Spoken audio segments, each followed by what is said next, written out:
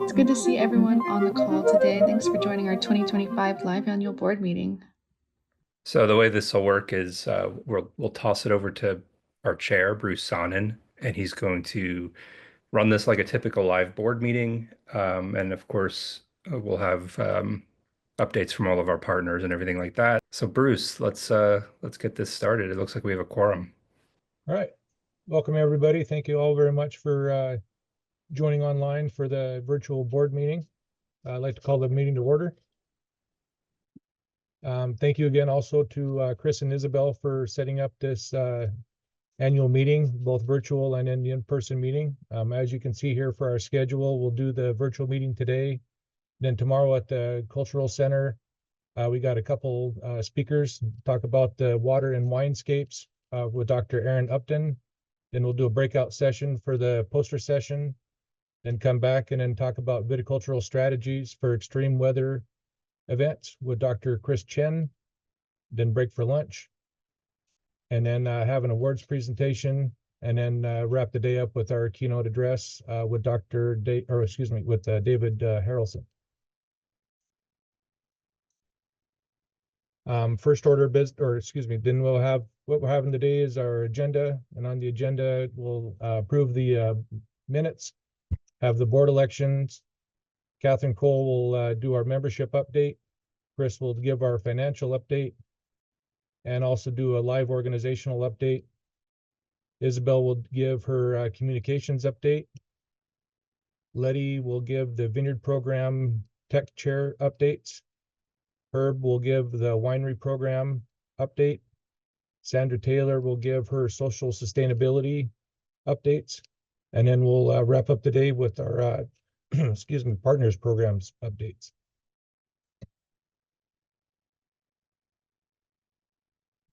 So the first order of business today would be to approve the minutes. The minutes were sent out in accordance for 30 days prior to the annual meeting. We did not receive any write-in changes, and I do not see any in the comments listed below.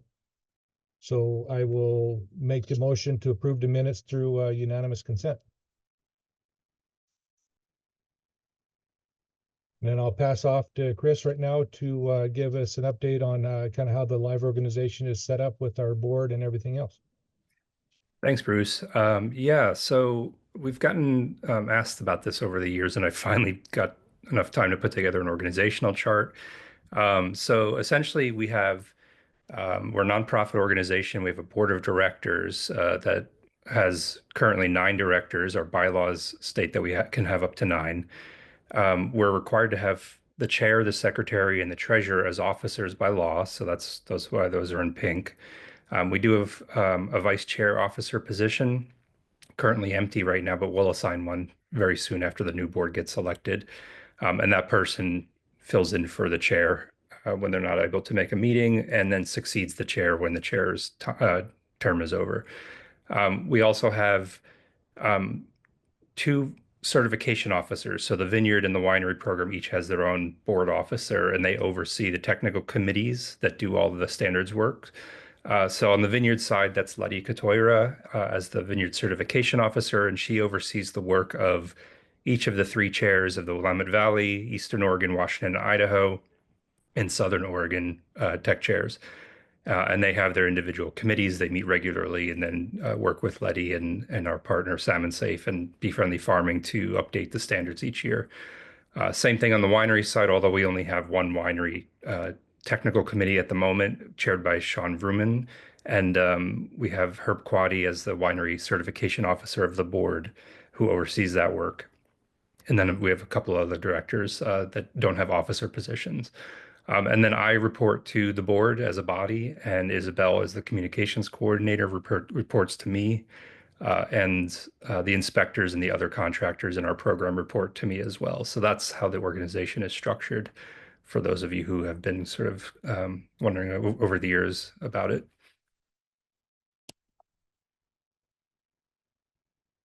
Back to you, Bruce. All right, so currently for the 2024, going up to this 2025 meeting, this is how your live board was set up.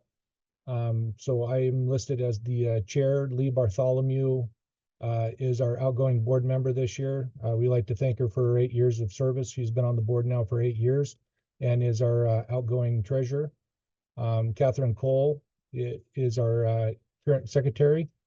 Leti Catoira is our vineyard certification officer. Herb Quady is our winery certification officer.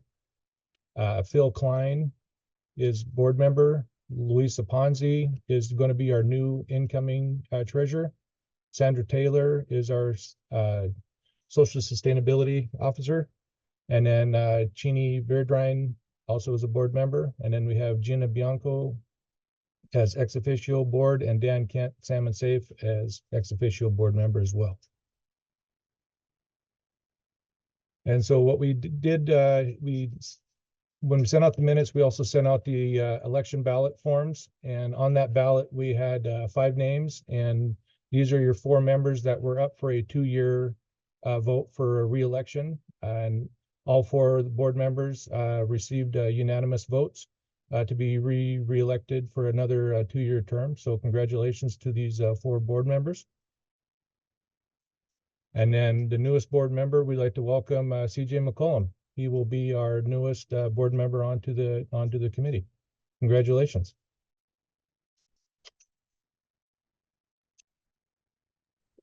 I'd like to pass it off to Catherine Cole. She will give our membership update.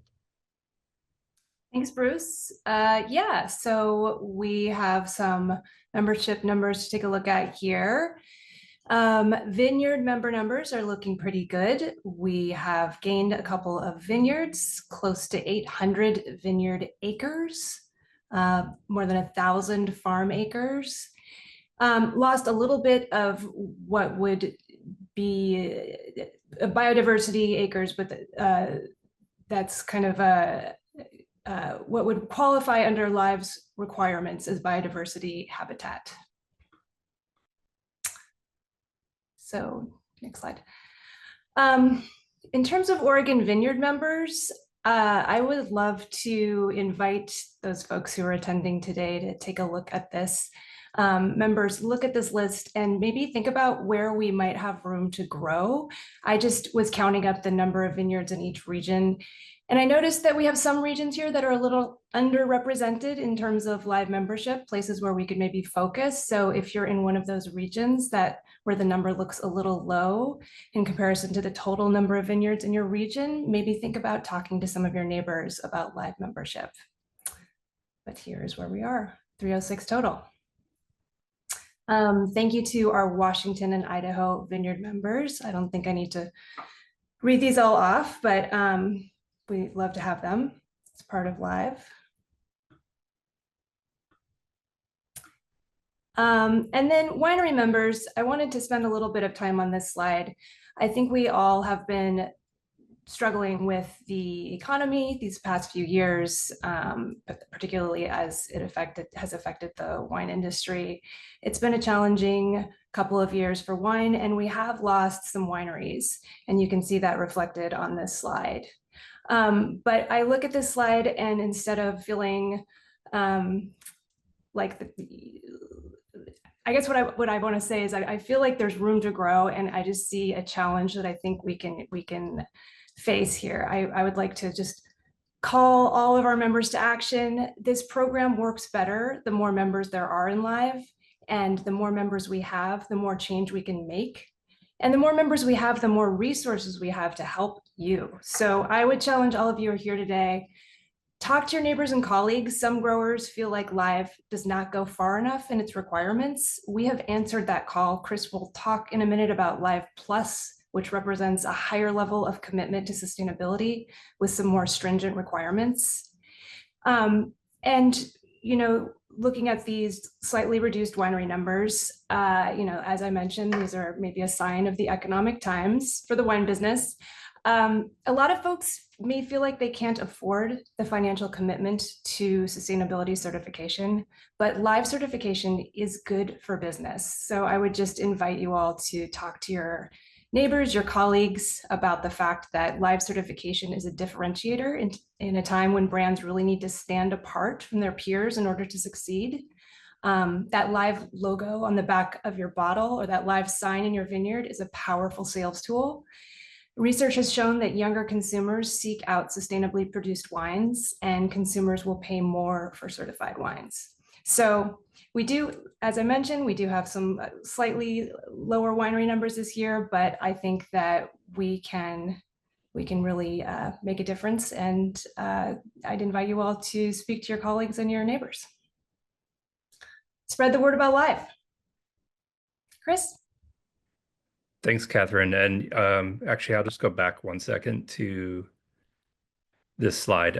So, for the folks on the call, you're all probably in the program as a certified vineyard, but of course, we do have a winery certification program that goes beyond the farming practices. And Isabelle and I have a much easier time talking to folks in the retail and consumer chain when the winery is certified. So they understand sort of the commitment from farming through winemaking. So if you do have a vineyard but not a winery, please talk to the folks that are buying your grapes and making wine with them. Or if you're making them at a custom crush facility, we do also certify those. So I just wanted to kind of clarify that a little bit. Financial update, I will give this right now. So this is from last year. We had a little bit of a rough year last year. We brought in $300,989 in revenue against $340,482 in expense. So we did lose $39,484 last year overall. It was sort of the first time in a long time that we've had a loss. So it's okay. We've made some corrections I'll explain in a minute, but just for your clarification, the reason why the expenses increased, actually the revenue, we brought in a little bit more than we projected, so that's good, but the expenses were much higher than we projected. So there was, of course, everyone knows inflation on expenses across the board. We did pay inspectors in January for some work that they had done in the previous year in 2023, and that is normal-ish. We do that sometimes if they invoice late in the year, or if we want to book the expenses in the following fiscal year for whatever reason. So that is relatively normal. Then they billed again, of course, later in the year. So it was almost as if we had two inspector fees in one fiscal year. So that tacked on another, I believe it was about $10,000. The annual meeting cost last year ran over by about $10,000. And that was due to the guests that we brought in, Eric Asimov, and it was, by design. So we wanted to get the program recognition, and I think that it was worth the investment. And then Isabelle had a 4-day work week last year and this year, as opposed to 3 days, which she was hired at. So a few increased expenses last year, but we've kind of righted the ship. I'll talk about that in a minute. This is how the revenue breaks down from their sources. We bring in 73% from dues, 20% from inspection fees. The annual meeting is almost 5% of our revenue for the year, and other fundraising, donations, and small grants. And last year, we actually got a $5,000 grant from the Ribbon Ridge Winegrowers to put up a mural, which Isabelle will talk about in her update.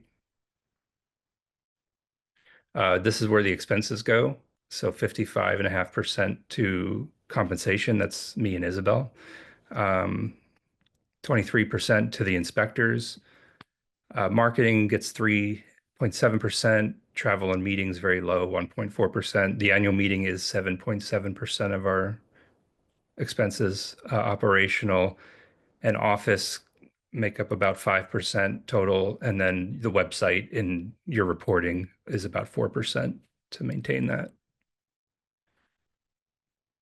Okay, so we projected in November $332,692 break-even budget. And so we worked pretty hard at a board meeting in November to discuss how we were going to get there. And we increased the dues slightly. We increased the inspection fee to cover rising costs of the inspectors. We haven't done that in a while.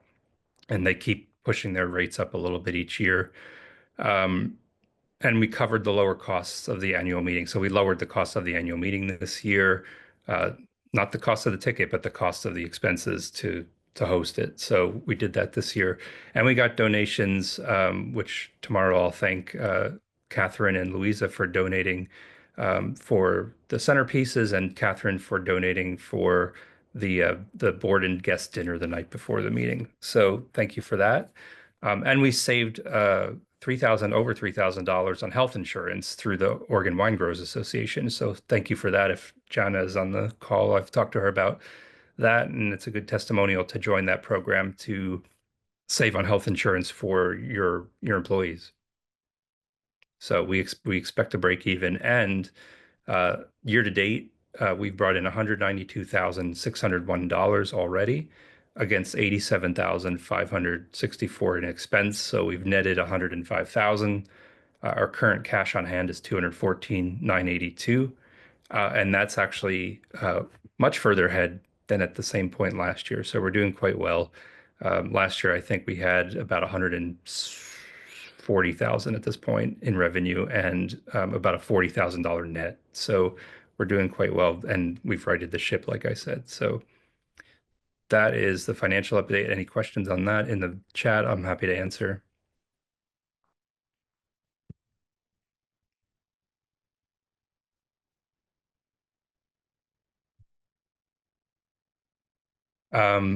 Okay, so Tony, thanks for the recommendation. So we've had a trade show at our annual meeting in the past, and we've had feedback from our members that they don't particularly like having a trade show at the annual meeting. So we've taken their comments and got rid of it, but we can revisit it and see if people are interested in supporting it through a trade show at future annual meetings. Thank you. Okay, so I'll give an organizational update here. So we did receive accreditation for our 25th consecutive time on February 20th, so very recently. So this is what the certificate looks like from the IOBC, and this gives credence to our standard, and it's a third party looking over our shoulder to make sure that our standard is not self-serving. So I think that this is really important, and please do talk about this IOBC accreditation when you sell your grapes and wine. So IOBC is our longtime accreditor. It stands for International Organization for Biological Control, and they are a group of applied researchers in Europe that set standards for integrated production.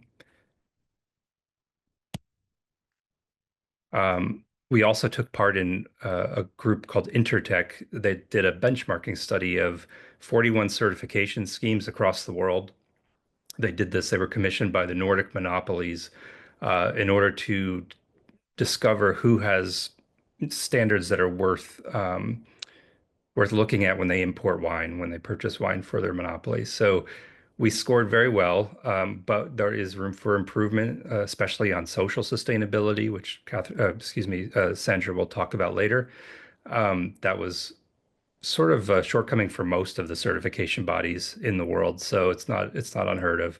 Most certification bodies, I think, focus on environmental sustainability. So it's not surprising, but we have a working group to address the shortcomings. We're going to meet with them in a couple of weeks here, the Intertech folks, to see exactly what we can do to raise our score.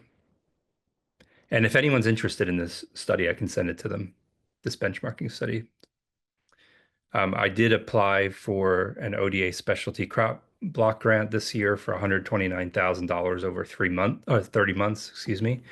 And this is essentially the same proposal that we did last year, which is to hire a compliance facilitator to help with certification reporting requirements across multiple schemes. So if you are organic or biodynamic or B Corp or any other certification scheme, we want to help you with the paperwork. We can't do that currently with our staffing, but if this goes through, we can help you with filling out the paperwork for hopefully any certification that you are participating in, including live.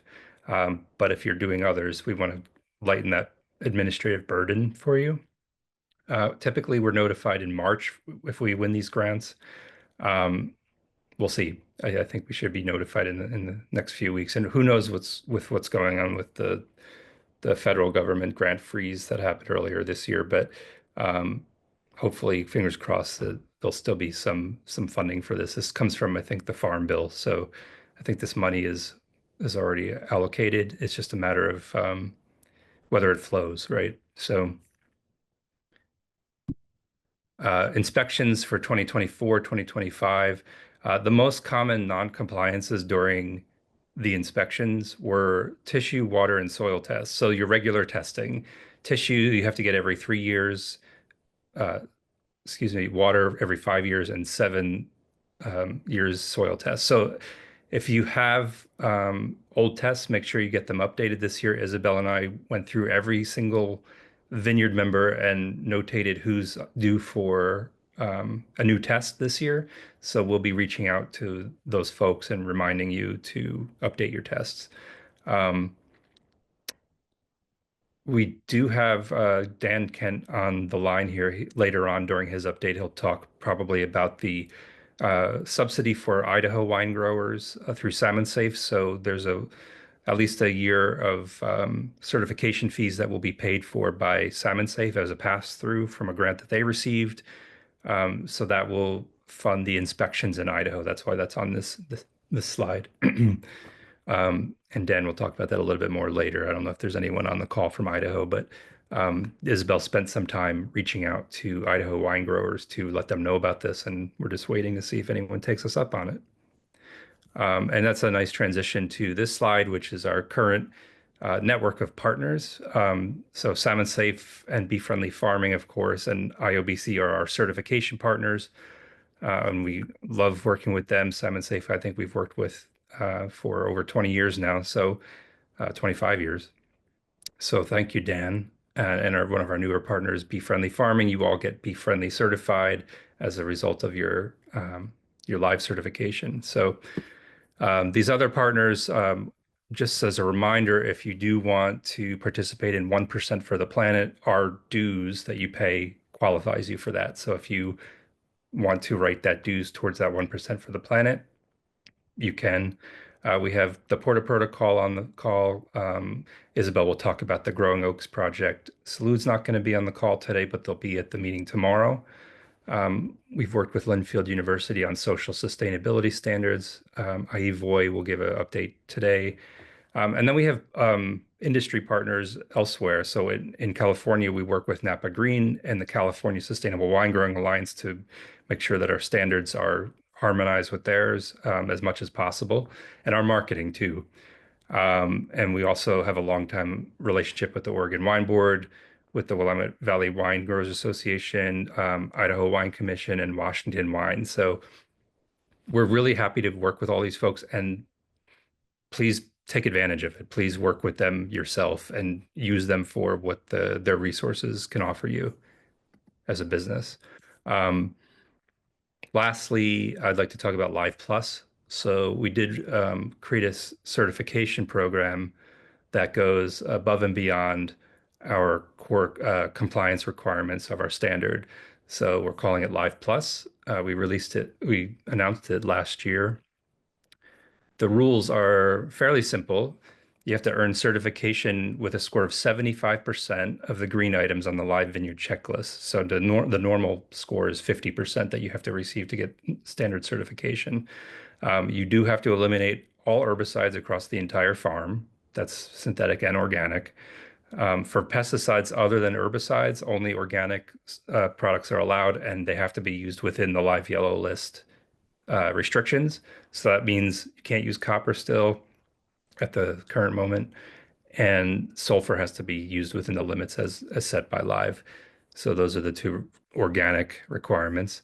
And you have to complete a greenhouse gas accounting across all operations of all scopes 1, 2, and 3, with a written plan for reaching net zero by the end of the decade, working toward real zero by 2050, by mid-century. So, and then you have to have the accounting reviewed and the plan reviewed by a qualified third party. And we have a recommendation if you choose to go through this path. And we will have a social sustainability component. There isn't one currently, but once we decide on that, we'll let you know. But for now, we ask that you fill out our live social sustainability index. This actually is an old slide. It says draft live social sustainability index. It's actually live now, no longer a draft. So we'll talk more about what that looks like later on in this presentation. Now that's for the vineyard. So for the wine itself, 100% of the fruit has to come from a Live Plus vineyard, as described on the previous slide. It's got to be made in a live winery. There's no additional requirements for the winery. It has to have a clean pesticide panel plus glyphosate. Those are two separate tests from a ISO 17025 accredited lab. So a lab like ETS, for example, for each bottling lot bearing the Live Plus logo. So this logo is going to be by wine, not by winery. You can apply for one lot of wine out of a dozen that you make in your facility, or you could apply for all of them. The last requirement is that the vessel itself, so either the wine bottle or the can or whatever you're using to put your wine in, has to be less than 50%, 56% of the content. So for a bottle, that's 420 grams for a 750 milliliter bottle for still wine, or 111%, which is 835 grams for sparkling wine content of any vinification method. So that's the rules for the wine. And Shaun Vrooman will talk about this a little bit more later in his update. So any questions? And I know I threw a lot at you there. Any questions in the chat? Looks like Isabelle put more information on the Live Plus standard. So if you want to read this on your own, you can click on that link. And with that, I am going to, one more slide. So there's no extra dues for this. There is an extra inspection fee for the vineyards. It's $900 total. And that's because they have to inspect more, and it's a heavier lift for them. So that's not on top of the regular inspection fee. That's instead of the regular inspection fee of $550. So it's a little bit more expensive to inspect. So email me if you have any questions or want to join. And with that, I'm going to transition over to Isabelle for her communications update. But before she hops on, we're going to watch a video that she helped produce. It's a little 3 or 4 minute video.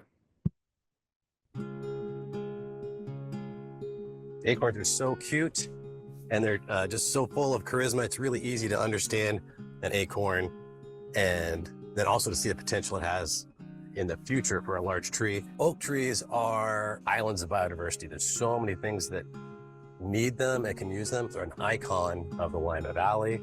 They're an icon of cultural diversity of the Willamette Valley. And that's true of white oaks, of many species throughout the world. They just bring together so many important human and non-human species. The Growing Oaks Project is a student-run project aimed at stewarding the Oregon white oak species, and we do this through a variety of modes, the most prominent one being physically growing saplings, but also through education and outreach and volunteering. So part of the Growing Oaks Project is helping plant the saplings in the land. We've done a lot of planting events where we physically plant the saplings in the ground once they're big enough, but we also can just donate them in this form and they can be planted without our help as well.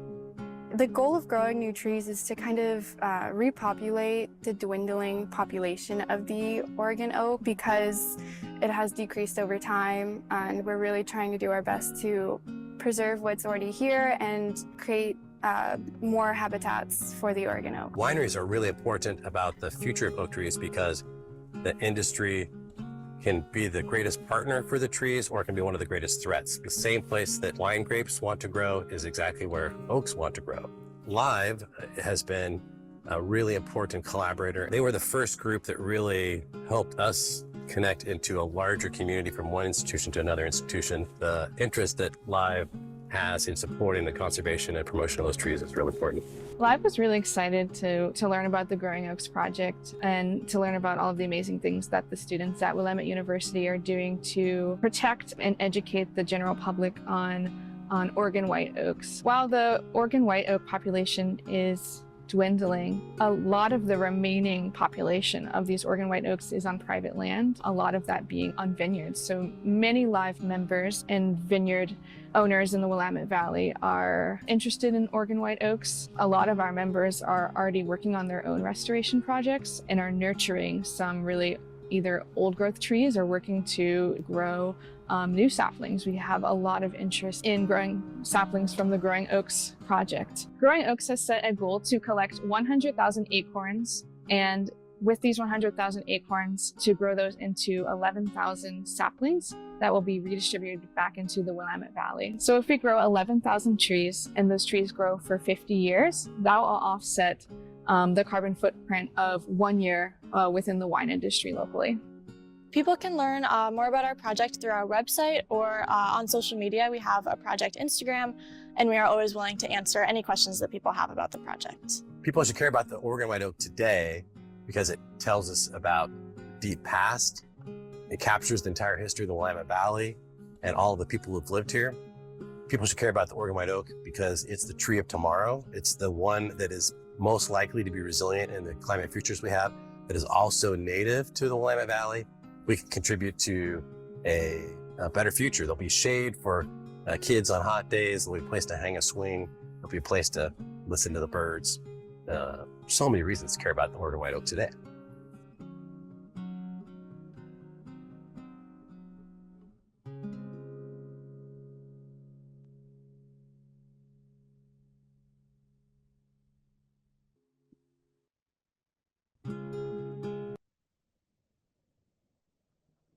Okay, great video, Isabelle. Well done. And anyone can use that video, right? They can put that on their social media or whatever they like. So thanks, Catherine. Isabelle, let's take it from here. Yeah, thanks for sharing that video. Yeah, we made this video in-house, and the intent is for you to use it and share it as just kind of an example of live in practice. So I'm happy to talk more about that project and how it's evolved since we made that video and over the past year. But first, I wanted to just introduce myself. My name's Isabelle. I'm the communications coordinator for Live.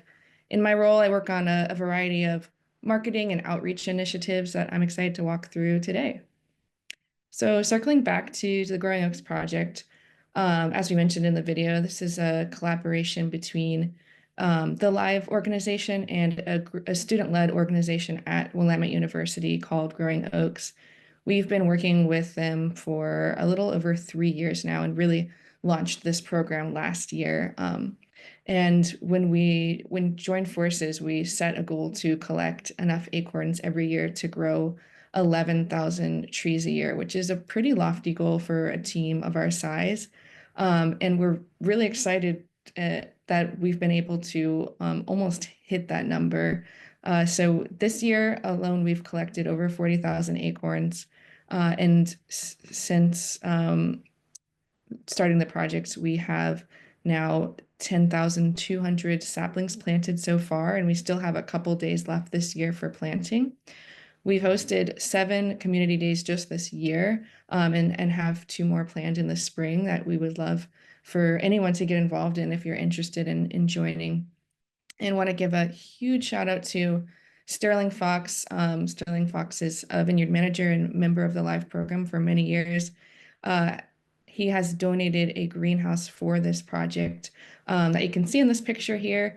When we started this project, we got help from Left Coast Cellars. So thank you to Left Coast Cellars as well for letting us host a mini acorn tree farm on their property. So we have 2 sites. And now with this greenhouse, we're able to experiment planting them in the greenhouse. And we'll also be experimenting putting them into the ground as well. And so this has been a game changer for us. Each one of those greenhouses can host up to 10,000 saplings just in there alone. So this is huge for us.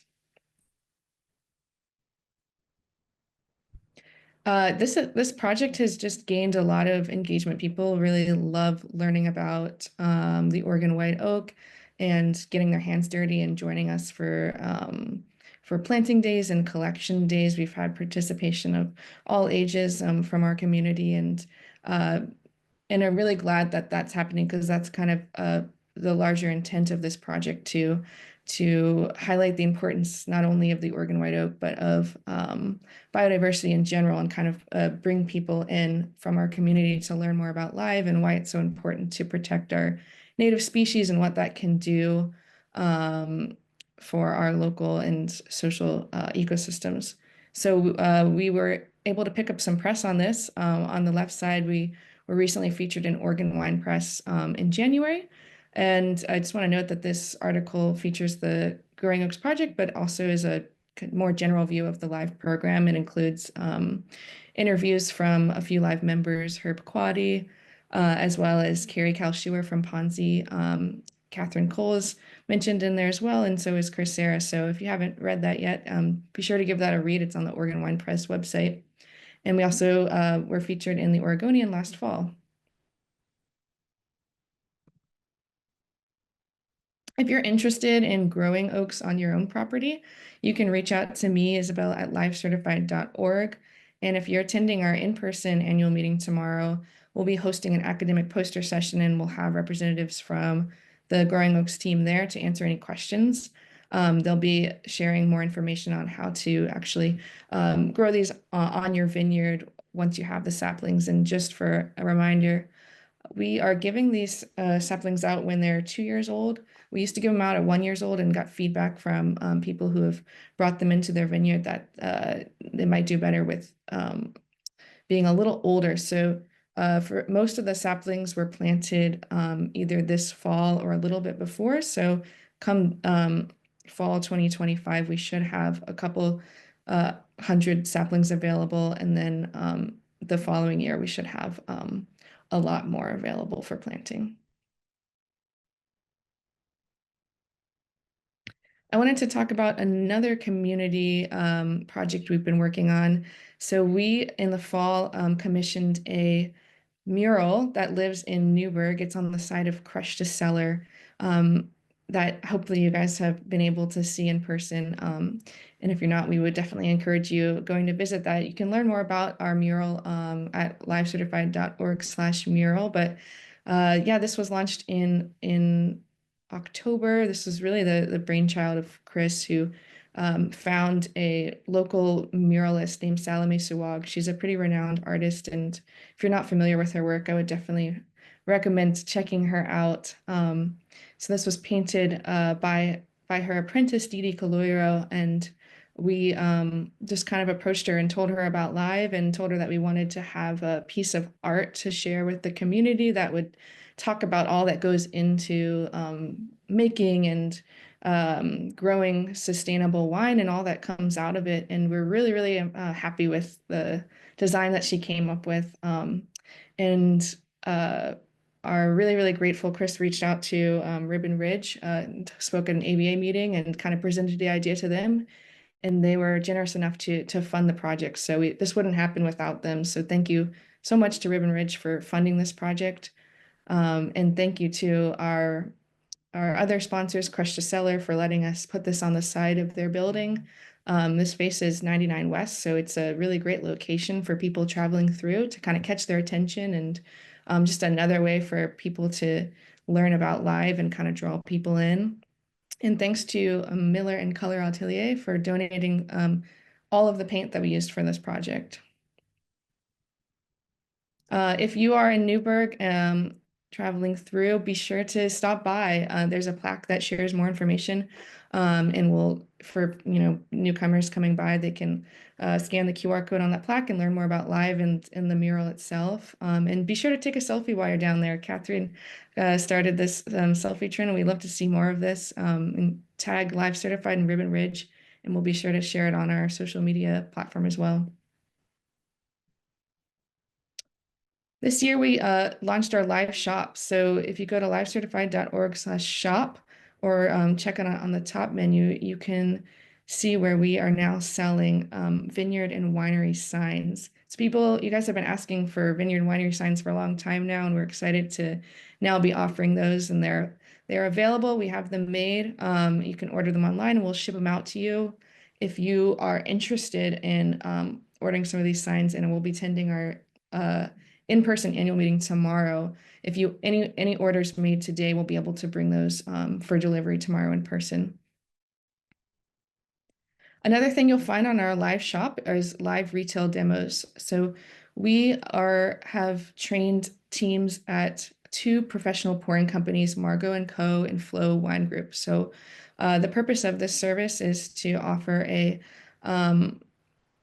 pouring service by a professional who has been trained on the live certification. So we've trained their team on the live certification and how to talk about that with consumers specifically. And so if you're already looking at doing pourings in grocery stores that you sell your wine in, or hoping to do more of that this year and would like someone that can also speak to the work that you put in to sustainable wine growing and wine making, this would be a great service for you.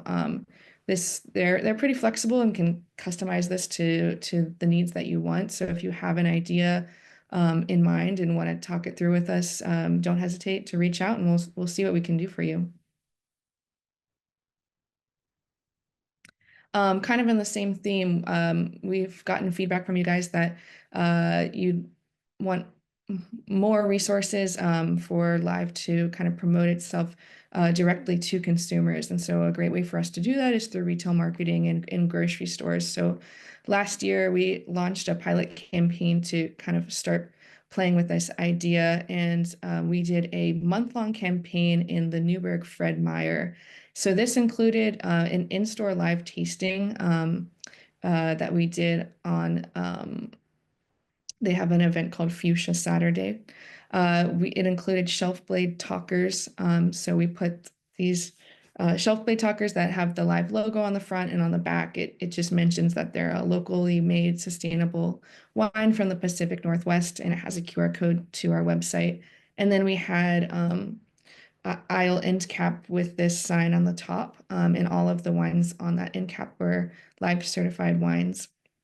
The feedback we got from this campaign was that they were able to sell a higher percentage of the higher price point live certified wines, and that there were more questions about the live certification and what that meant, and engagement from people shopping there, and overall more sales for these live certified wines. So that was a great pilot retail campaign, and we're hoping to do more of that this year. I want to remind everyone of a free service we offer to our members. So we offer tasting room trainings. These are trainings designed for sales and marketing staff, or really anyone on your team who'd like to gain a better understanding of what live is and what it means. Because a lot of you guys are working hard in the vineyard or on the winery side to make sustainable wines, but some of your tasting room staff might not be fully aware of all of the work that you're doing. So how these work is I will come in and either in person or on Zoom, depending, and just talk to your team, give a general overview of live, answer questions, walk through kind of tangible talking points specifically for how to talk to consumers about live. And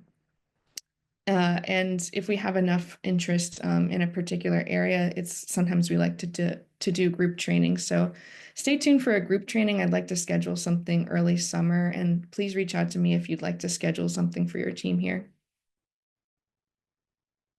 As always, we are always looking for feedback on educational content ideas.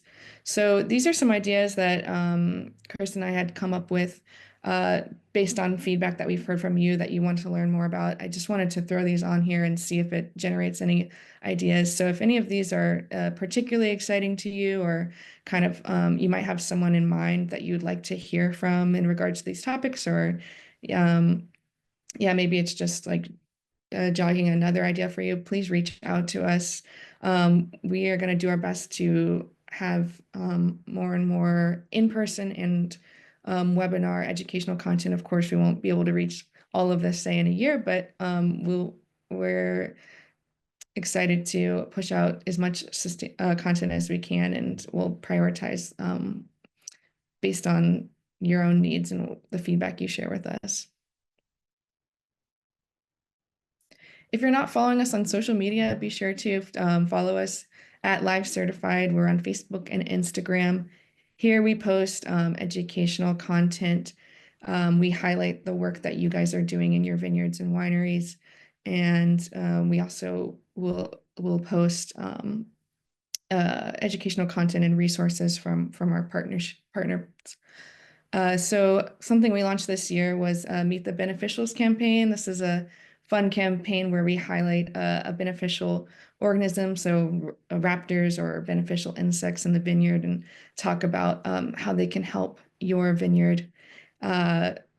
We post resources from our network, as I mentioned, and we started a live in practice save story. So be sure to tag us and talk about the sustainable work you're doing, and yeah, tag Live Certified, and we'll be sure to highlight you on that highlighted story and in our stories. We also worked on playing with pre-made content for members. So on this right-hand side, last year during Earth Month, a week or so before, I sent out this reel to all of our members and encouraged people to post it on your own social media channels. It was a pretty general video of just how Live Certified vineyards and wineries are helping our natural and social ecosystems. So, just a resource for you to share with people who are tasting your wines and want to learn more about the work that you're doing. So that was a pretty successful post, and we got a lot of engagement on that, and would like to do more posts like that where we send it out to you beforehand and have everyone kind of post from their own channels. And then lastly, I just wanted to note that we are cultivating some relationships with influencers in the wine and food space, and also in the sustainable space, and that we're excited to kind of see where that takes us. So stay tuned for that.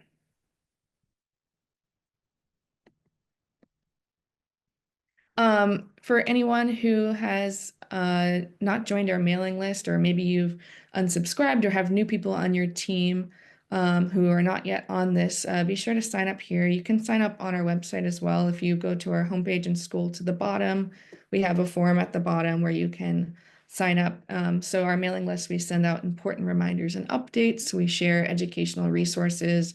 We also share things like grant opportunities and updates on member benefits. So yeah, you don't want to miss out on these.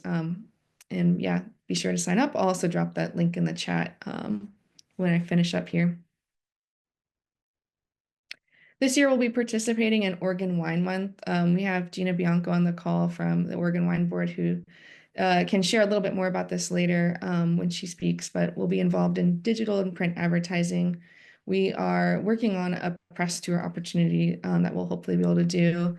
And then similar to what I was just talking about, we are working on a pre-made asset that we'll send out to our members to share. I'd like to remind everyone of the map we have on our website. So we have a map that shows all of the live certified wineries and vineyards, and this is updated based on the certification status from our website. So if you go to livecertified.org and press visit, you can view this map.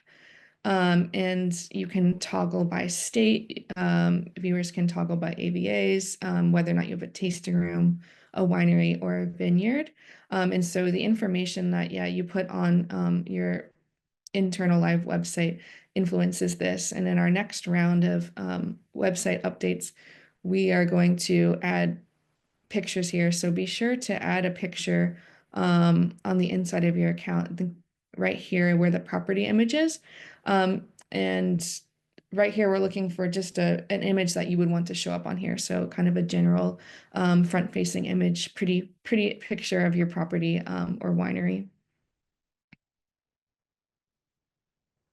And the last thing I want to share with you today, I know I've shared a lot, is that we have been working on a live partner in sustainable wine growing program. So we've reached out to a handful of vineyards, winery and vineyard suppliers, etc., to offer exclusive benefits for live wineries and vineyards. So these are who we've reached out to and confirmed with so far. We're really excited to offer these to you.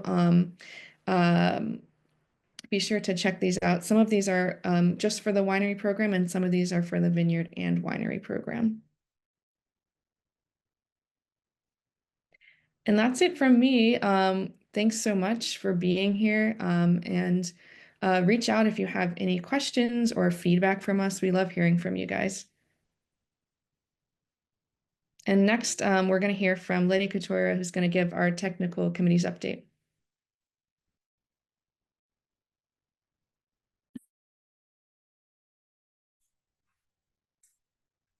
Hello, everybody. This is Leti. Nice to see everybody. And I'm going to give you a little bit of a vineyard update. But first of all, we wanted to thank Lee for the 8 years of service. And she couldn't make it today, but please thank her when you see her. And big shoes to fill for me, so I'll do my best. And I'm the Vineyard Certification Officer, and I work with the tech chairs in the Willamette Valley, in the Southern Oregon and the Eastern Oregon and Washington and Idaho, that we're gonna hear from them in a little bit. So first of all, regarding our yellow list and red list and green list, we just published the last updated one, which doesn't have new additions or new restrictions of any new chemistry. So it's about the same as last year. We haven't included any new pests. And just a quick reminder on any EPA, any product without an EPA registration number, it's we can use it on live. It's just we need to let the inspectors know and include it in the other inputs list. So, but we can use them. We don't regulate the non-EPA registration products. So you just need to follow the label and use them. Then a very brief checklist update. We only change one item and include a new green bonus item. When we're grafting vines, it's really important for us to know if there is a presence of virus, so we make an informed decision. And it is necessary that the budwood that we use is not infected. And then that's what we change a little bit in the language of that yellow item. So for you to review. And then the new bonus item is when testing your vineyard, if you find viruses, it's important to row the infected vines and 2 vines next to them to avoid the spread of the virus. So it's a new green item for this year. Now we're here, we're gonna hear a little bit from our tech chairs. The Willamette Valley tech chairs, Peter Eberts. Julie Tarara is from Eastern Oregon, Washington, and Idaho. And Alan O'Neill from Southern Oregon. Unfortunately, Julie and Alan are not here, so I might cover a little bit from them to give a quick overview of the regions. But here's Peter. Welcome.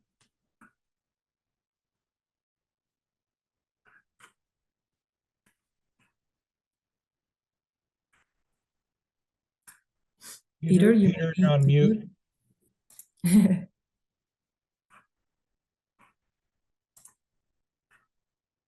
Here I am. Good morning. My name is Peter Ebers, and I work with Sterling Wine Grapes. And I think this is my first full year now as the Willamette Valley Tech Chair. Obviously, I haven't figured out Zoom, but luckily we don't have to do too much virtually. Last year was a great year for growing. Really slow-paced spring with easy access into the vineyard and some rain, but bloom was about a week later, but except for a couple rain showers in the Eola Amity area, which kind of disrupted some Chardonnay and my own personal experience and from some neighbors, we had good growth through the summer. There's a couple heat spikes, but things kind of always moderated, and the vines really kind of came into September ripening well, and then we had drying temps in September, but nothing really dehydrated. And so harvest was kind of one of those prolonged winemakers could pick when they want type of a year. Overall, we're still seeing pressure from powdery mildew in its presence, and navigating, maintaining vineyards with heat, and then also with new ag overtime laws is always kind of a concern for us. But overall, it was a great year for growing.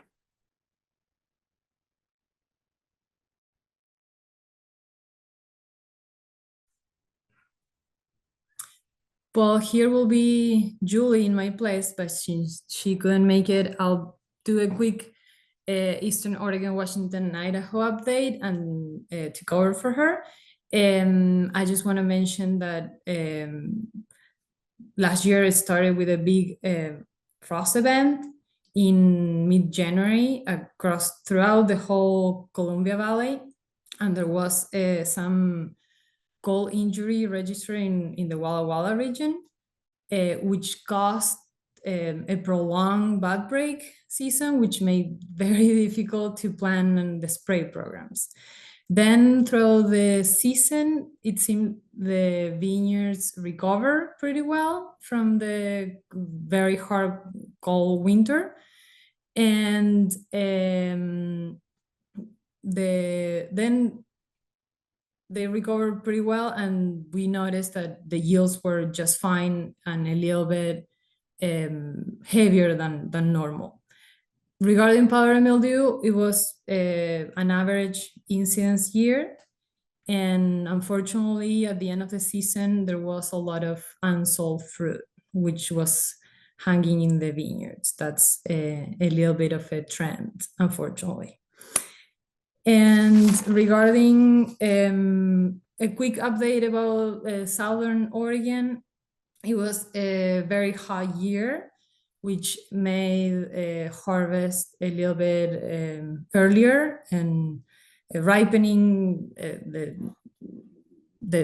was like very fast. And the only thing that in the winter there were more rains registered, which made it easier for the growers to have access to water to irrigate, which it didn't happen in prior years. So even though it was hot, at least there was water available. This hot trend made disease pressure a little bit better, so less disease pressure, almost no botrytis, but a little bit of sun damage during veraison and during ripening, shriveling grapes, and a little bit of sunburn. It was a pretty normal yield year, and luckily one of the least smoke incidence years. So the region was pretty happy with that. That's a big win. And the rest was a little bit about average. I just wanted to give you a quick update about those two regions to cover for Julie and Alan, who couldn't make it today. Thanks, everyone, and I'll pass it along.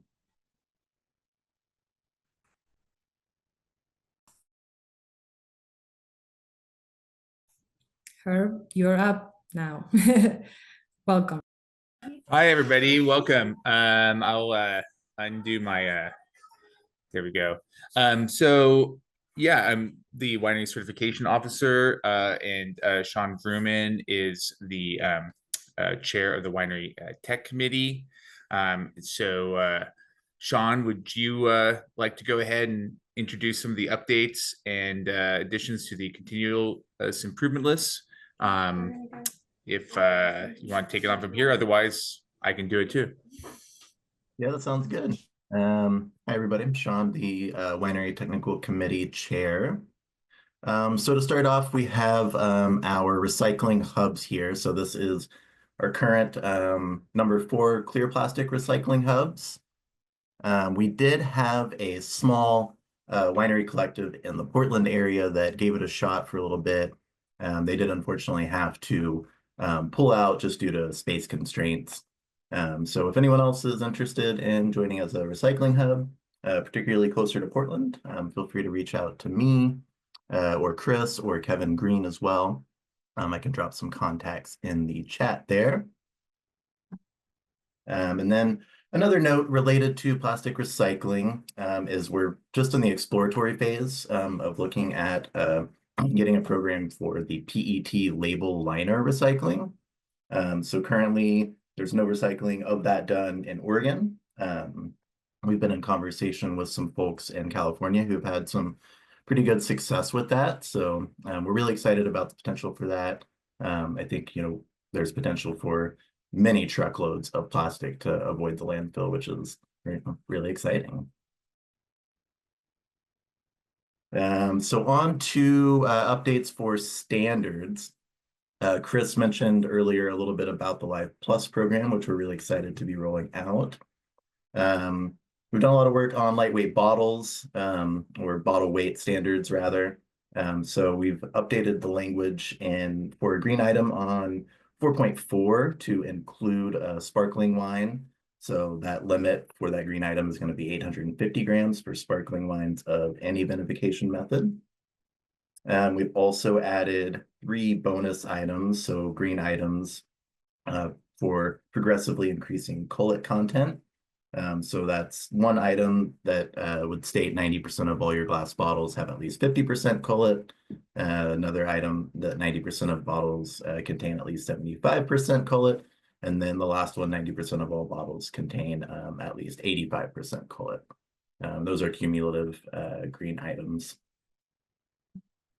And then we changed a little bit of the language around the continuous improvement checklist. Basically just to incentivize people to take on some of those long-term or more capital-intensive projects.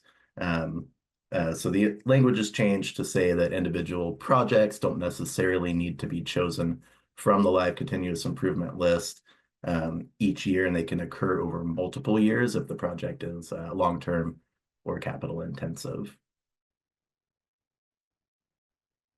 And with that, I'll hand it off to Sandra with the social sustainability update. Great, thank you.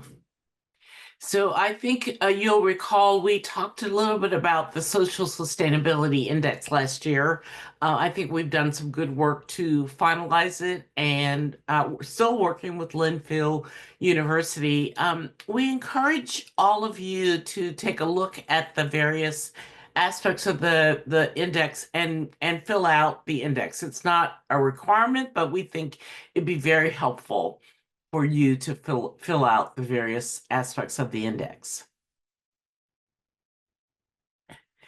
So the index looked at a number of existing social sustainability standards, ISO 26000, B Corp, Napa Green, SIP certified. They all have really good social sustainability programs. And so I encourage you to just compare. Some of the wineries I know are already certified, certainly B Corp standards, but take a look at those. We think this social sustainability index is very comprehensive and covers a number of those aspects. There are 13 areas of focus. Those have remained the same, but we need, as Isabelle mentioned, we'd like to do a webinar to go through all of these areas of focus. So take a look at those. I think Chris mentioned the Intertech study that we participated in, which was funded by the Scandinavian retailers. And we got some really good feedback on the fact that we had the index and that we told them we were committed clearly to expanding it. We're going to continue working with Intertech. They compare various programs, regional certification programs, and so I think we're doing well, and it gives us an opportunity to look at how we can do better. So take a look at these areas of focus.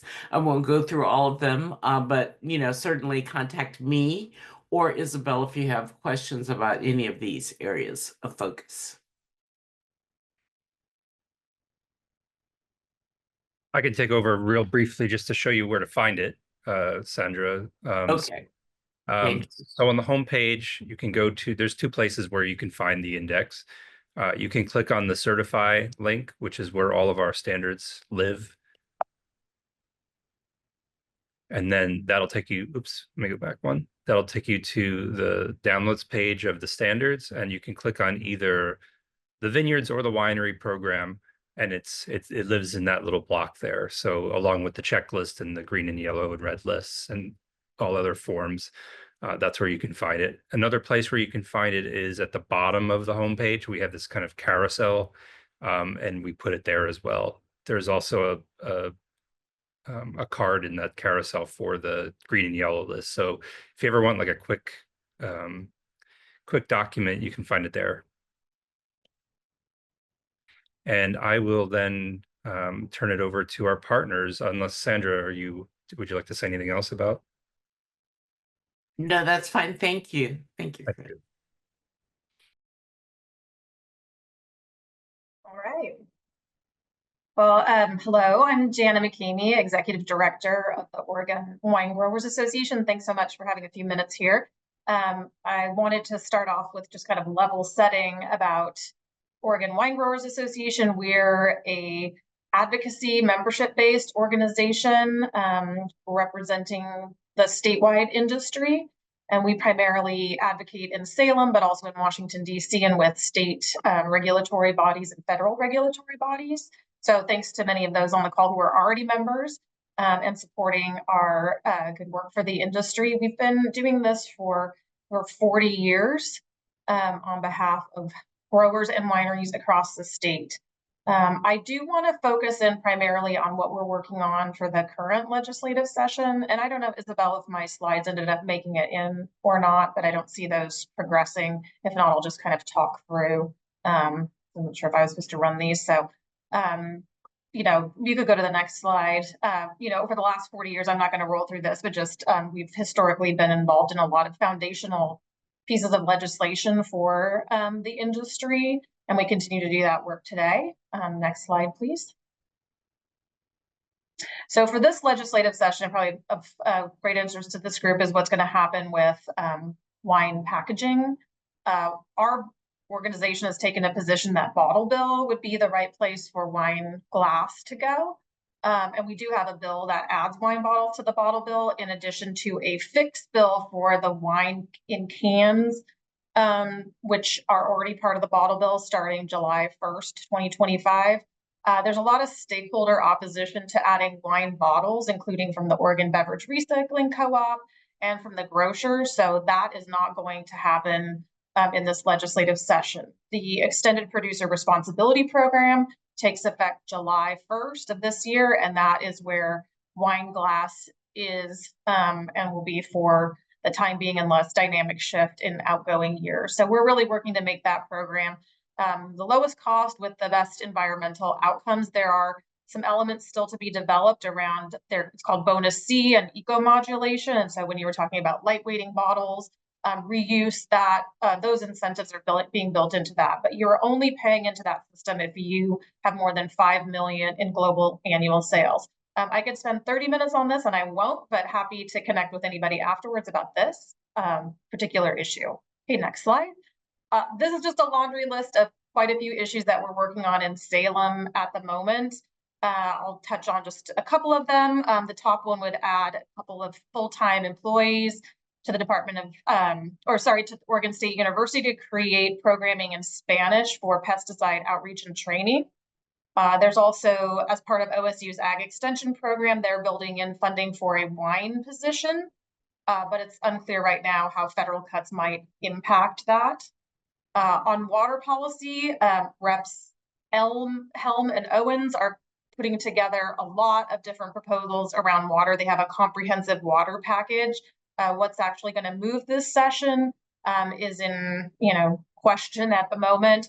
But some of the things that we're looking at, so we have within our organization a water subcommittee and wanted to really hone out our priorities in this area, since the wine industry is an efficient user of water in wine growing, and really looking for opportunities to improve the water transfer process, to promote efficiency in the system, monitoring and measurement, those types of priorities. So we're evaluating bills that kind of fit into those priorities of ours.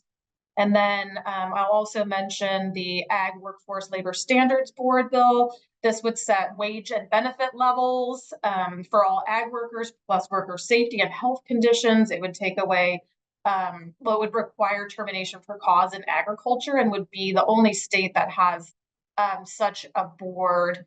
And so it's something that's concerning. But, really, we're trying to highlight all of the protections that are in place and how our industry is trying to support that vital part of our workforce, our vineyard stewards. And so we are also supporting a bill that would provide financial relief for farm workers who are losing income to natural disaster. So there's several other bills that I won't go into, but this just gives you a list of kind of the main things that we're working on this session. Next page. You can go to our website. Anybody can go to our website and go under resources, and you'll find our reference toolbox that contains a lot of great resources for vineyards and wineries around regulatory and legislative issues. So take a look there. Next slide. I wanted to mention we have a few other member benefits for those who are part of the organization and live as a member of OWA. We this past year launched our new 401k benefit program for members. Next slide. And we also have several other benefits, including our healthcare plan. Live employees are on that plan, and those who are part of OWA can access a lot of great benefits, including our healthcare plan and our shipping program with FedEx. So with that, I'll wrap up since I know I'm at my 5 minutes. I think the last slide has my picture and Jessica Blower. This rounds out our team. If you want to reach me, I'm at Jana at OregonWinegrowers.org. Thanks so much.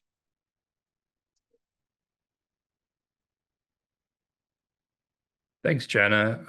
Yeah, if anyone has any questions, please drop them in the chat for anybody, for any of our speakers. So with that, we'll toss it over to Gina Bianco at Oregon Wine Board. Well, thanks, everybody. I will move quickly through my slides and just first of all want to say it's been, I think the last time I was involved in this meeting, I was maybe a few weeks on the job. So excited to talk about what we've accomplished in the last year. So essentially what the first few months of my tenure at OWB has been is to kind of assess where the organization is and where it needs to be going, kind of working with the board to reimagine the possibilities for Oregon Wine Board, and then really focus on rebuilding the future. So in kind of reinventing the organization, we have a communications person, that's Quady, who's really kind of the common thread across the organization to be able to speak with one voice, regardless of the program that we're communicating about or the issues. We've got our marketing and insights, that's Carissa Cook. She is very focused on kind of refreshing all of our marketing. We had a challenge with our social media getting hacked, and so that took quite a bit of time to get unstuck, and so we're back in action now and have hired a consultant on a part-time basis through a contract. So building that out some more, and then also looking at using data to better drive our decision making, not just for marketing but just across the organization. Research and education, we're really focusing here on making our research, our funded research, more accessible. So we've got decades of research that is very hard to find. So we want to be cataloging that and then turning high priority topics into educational opportunities for the industry. And then we are looking at other opportunities for education. Things like tasting room education, potentially a certification program that helps the industry when they're bringing new people on board, to allow them kind of an understanding of Oregon wine as a whole, but also what's happening in their specific region. And then just moving into kind of some of our accomplishments. So just going through each of our sections. So research and education, again, the focus, of course, is on viticulture and enology research. We fund about $300,000 a year or more in research that is specifically focused on Oregon's wine industry. Again, we're going to be doing some prioritization and turning that into education. We do several ongoing research, the Vineyard and Winery census. Please, please, please, if you don't participate in that every year, it's really, really critical. It provides a lot of important insight, not just for Oregon Wine Board, but media, as well as grants that get written. So it's really important that we have a strong representation of the industry through that survey. We just wrapped that up last couple weeks. Economic impact gets done every few years. This is the impact that the industry has on the Oregon economy. Again, really important for especially OWA and their lobbying activities. We need to be supporting that through that data. And then Oregon Wine Industry Salary Survey. This is where we every couple of years do an assessment of what is happening in terms of new roles coming in or changing dynamics of pay rates for existing staff. And then education, curriculum development. This is really turning that research into education as well as other programming opportunities. And Oregon Wine Symposium. We're doing a little rethink on that this year in terms of our education committee. So chartering that out and getting a more rounder and stronger approach to that process. Communications, essentially Katie does all of our public relations, public or media relations as well, critical reviews. In fact, she's working with the suckling folks this week. We have external communications through many of our venues, but Grapevine Symposium, consumer and trade newsletters. And then of course, those reports that we put out, development of industry toolkits and maintenance of those, as well as collaboration with other communications teams. So the idea here is that we are working with others, for example, Travel Oregon, to leverage work they're doing with the work we're doing to essentially have a broader, stronger reach. And then marketing and insights. So again, we've got Carissa really focused on how are we going to be supporting the industry through all of the potential activations through the year, highlighting the grape growing season and really bringing that process to light through social media and other means of communication with consumers. Focusing on Oregon Wine Month, and Chris has been working really hard on some new POS, point of sale assets, as well as engagement webinars and activations with trade. We're doing one in Chicago. We're supporting another on the East Coast with Gary's Wine. And then, of course, working with our distributors. We've got the touring guide that we're redoing this year in 2025. All the digital media, international marketing also is under her purview. And then Oregon Wine Film, which I can't play now, but we will be posting on our website. And there's smaller videos that are also going to be available for each region to be able to promote their region, both on their website or other means, but also with snippets for social media. Sorry, I'm moving really fast through this. In 2024, I think we did a lot of work in building some relationships that were stagnant or hadn't really been explored. We have a really strong relationship right now with Travel Oregon and are doing a lot of campaigns with them. And we're also working with them to really tighten up the Wine Country License Plate Grant Program. So exciting opportunities there coming. And then we were awarded 2 Wine Country License Plate grants, one for a tourism strategic plan and one to support some of our regions in building their marketing programs. And then new in 25, we are focused heavily right now on our strategic planning process. We've done 2 of our listening sessions, one in Umpqua, one in Rogue. And then we've got North Willamette on March 17th, the Columbia Gorge and Northern Borders March 20th. And we've got 4 virtual sessions for those who can't attend any of the in-person sessions.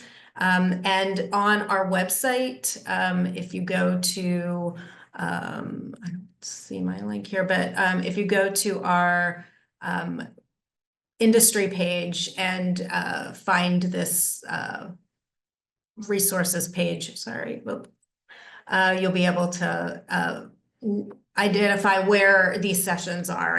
We didn't want to clog up the slide too much, but all of that information is on our website, and I'll put that in the link in a second. And then just other projects planned. We do plan on working on our website and kind of modernizing that, as well as organizing it and doing some kind of cleanup of very, very old information, more archiving of that, but still accessible on the website. Prioritizing that funded research, refreshing Oregon Wine Month, and our new office, which I am actually sitting in right now. We moved into last week and are getting settled. So it'll be a little bit before we start inviting folks over, but we're excited for that. And thank you very much. Go up to Oregon, Kristina Kelley, Executive Director of the Washington State Wine Commission. In May, I will have been here for 2 years. We just also finished doing a series of town halls 2 weeks ago with some really great insights as we begin to plan for our next fiscal year. So I wanted just to, we can go to the next slide, talk to you a little bit about who we are. We are actually part of the government. We're a small government agency. We are part of the Washington State Department of Agriculture. We were established in 1987, and our focus is on marketing, education, viticulture, and enology research. We report into a board of 13 members, really a cross section of our industry, from small growers, large growers, small producers, large producers. We have a distributor seat, and we also have a seat for WSDA. And then we're funded 100% by our industry, so we're not a membership. It's through assessments. It's $8 a gallon, 8 cents a gallon for wine, and then $12 a ton. And a portion of that goes directly to our research initiatives. So we spent a lot of time really working on what we see as the Washington story. It was something that we felt was really needed. We grow 85 different varieties, and so how do we bring everything together? So really, Washington wine, we're saying, is the Pacific Northwest in every bottle. It's defined by greatness, unrivaled natural beauty, endless adventures, and products that change the world. We are an inclusive community driven by a spirit of collaboration, an obsession with quality and innovation. In Washington, we play outside the lines where everything is possible. So really trying to bring that aspirational aspect of the Pacific Northwest and tell that story in everything that we do. And I apologize, I'm a little under the weather today, so my voice is a little rough, but hopefully we'll get through this. We have 4 strategic pillars, and it's really to incorporate our Washington story through all of our touch points. Fund and promote V&E research. We work very, very closely with Washington State University and fund a large number of their industry research grants proposals.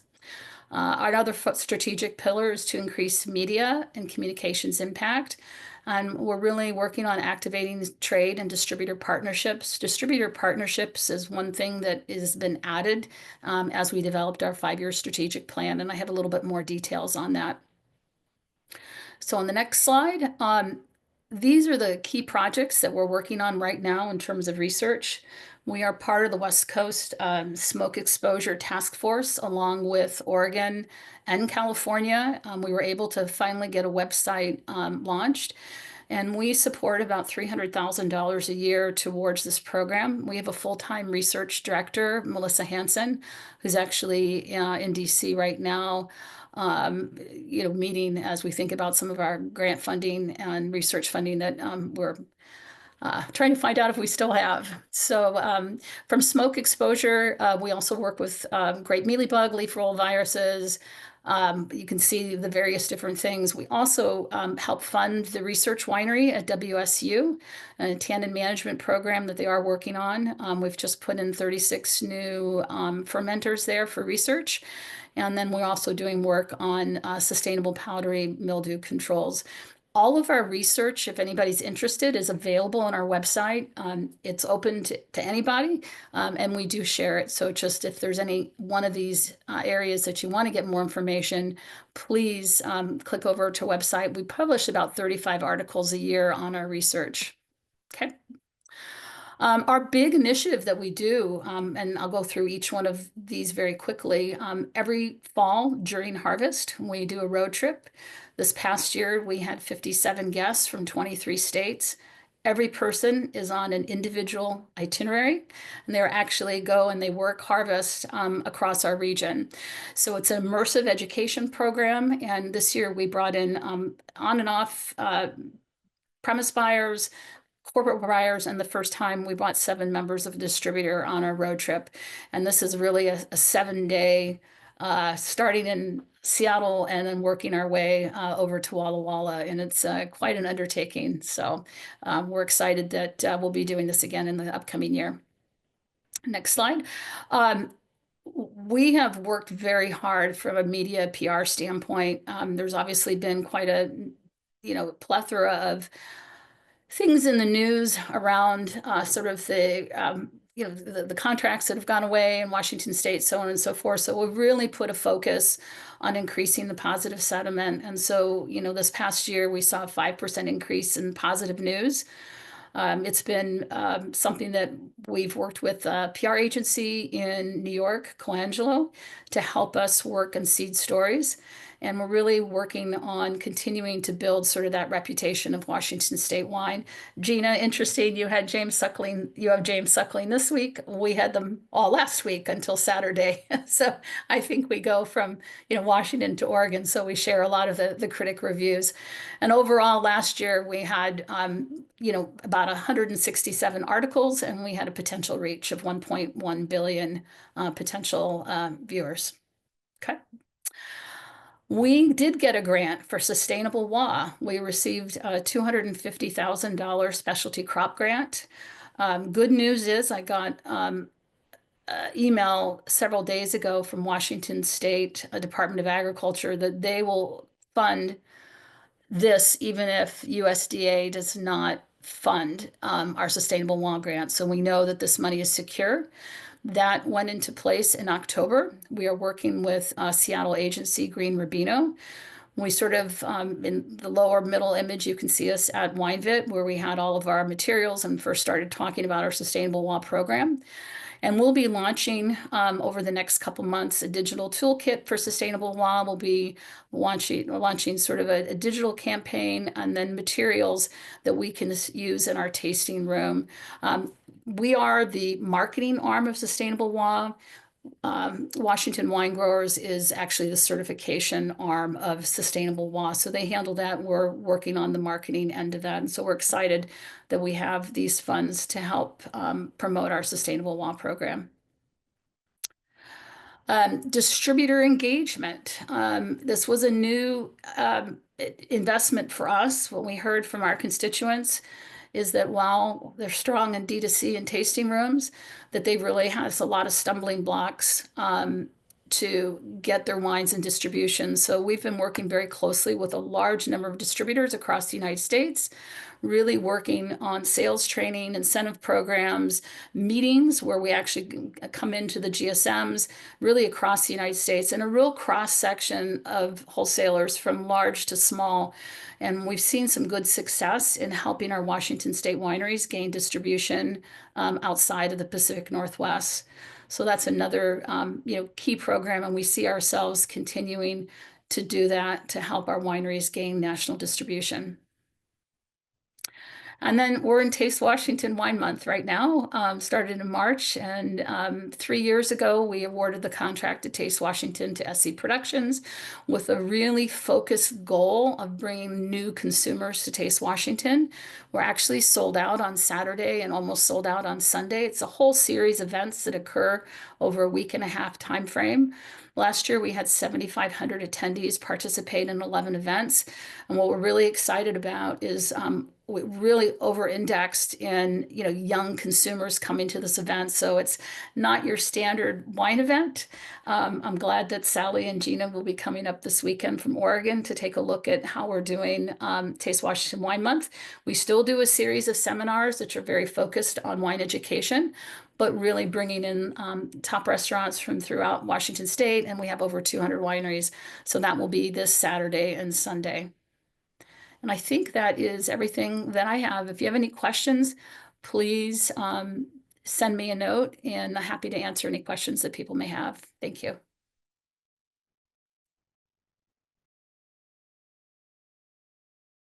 Thank you, Kristina.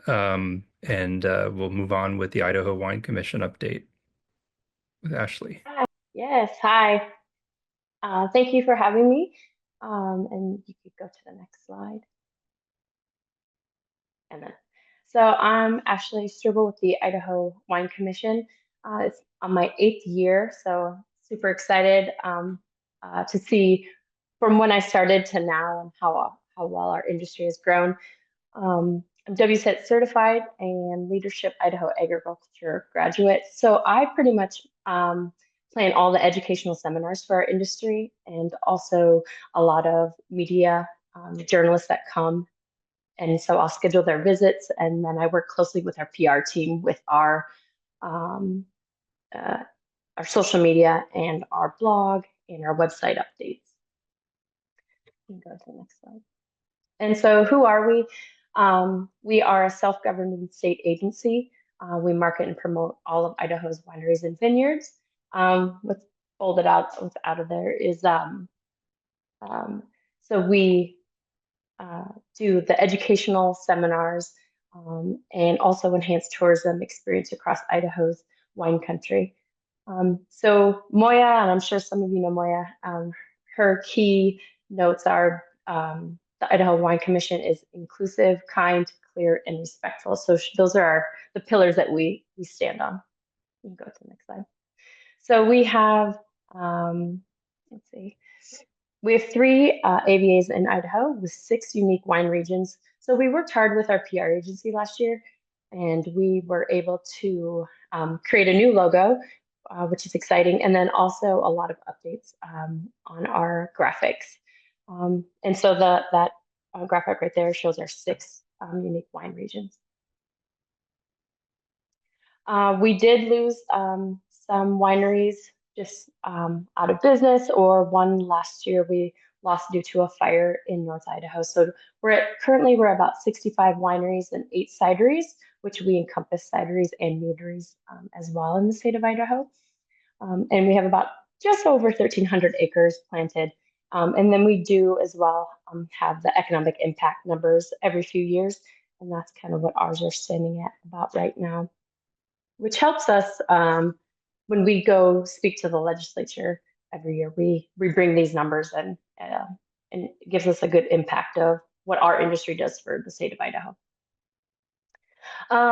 We just wrapped up our Winter Wine Weekends, which was a cool grant project that we then took on because our wineries seemed to really enjoy it. So we, for 4 weekends at the top of the year, we have fun theme nights, and we just ended with ski lodge retreat. So we give the wineries their the theme, and then they're able to run with it. So it's just giving traction during shoulder season. So we were looking to do this in next year as well. So just a fun way to bring consumers to the tasting room. We have our Savor Idaho event June 8th that we're really excited for. Tickets are on sale now. So we do a huge Savor the Idaho, or Savor the Weekend in Idaho, which we promote our winemakers and businesses to partner up and have tastings and winemaker dinners and just bring in consumers from dry markets and fly markets like to Idaho for the whole weekend for Savor Idaho. And so there's this year it was grant funded. This year is 2025 is the year of Tempranillo, and then 2026 is the year of Riesling. So we're really excited. It's promotional through the whole year, where winemakers and growers can promote that they make Tempranillo. And we made this really awesome video. It's on our landing page on our website, so check it out if you have time. But like for Savor Idaho, we'll hope that wineries will feature Tempranillo just to get the buzz around the great wine. And then, so we're always marketing, promoting, do a lot of fact sheets and updates on our website, and a lot of journalists visits. So it's just always continuously marketing, promoting Idaho wine and getting Idaho wine in everybody's glass. So we're also big on education for our industry. We don't have any legislation this session, but we work a lot with food producers. We present to the legislature, the House and Senate Ag committees every year. We are working closely with the U of I for the funding of the viticulture and small fruits position at the Farmer Research Center. And then we all just put in our specialty block grants for both education and marketing. So we have every year we grow this, and I'm just really proud to be able to bring to our industry educational seminars for vineyard management and vineyard owners, winemakers, and tasting room. So across the gamut, and we're tracking to have it. In addition to our annual meeting that we just had, I have about 20 educational seminars, and we usually have them start January through June, because then after June, our wineries are just really busy. So 20 additional educational seminars, which is free to our industry. So it's a really beneficial. And then just love Idaho wine and ways to support. This is on our website. Support our Idaho swag that we have. Volunteer your time by Idaho wine, and then ask for Idaho wine in local markets.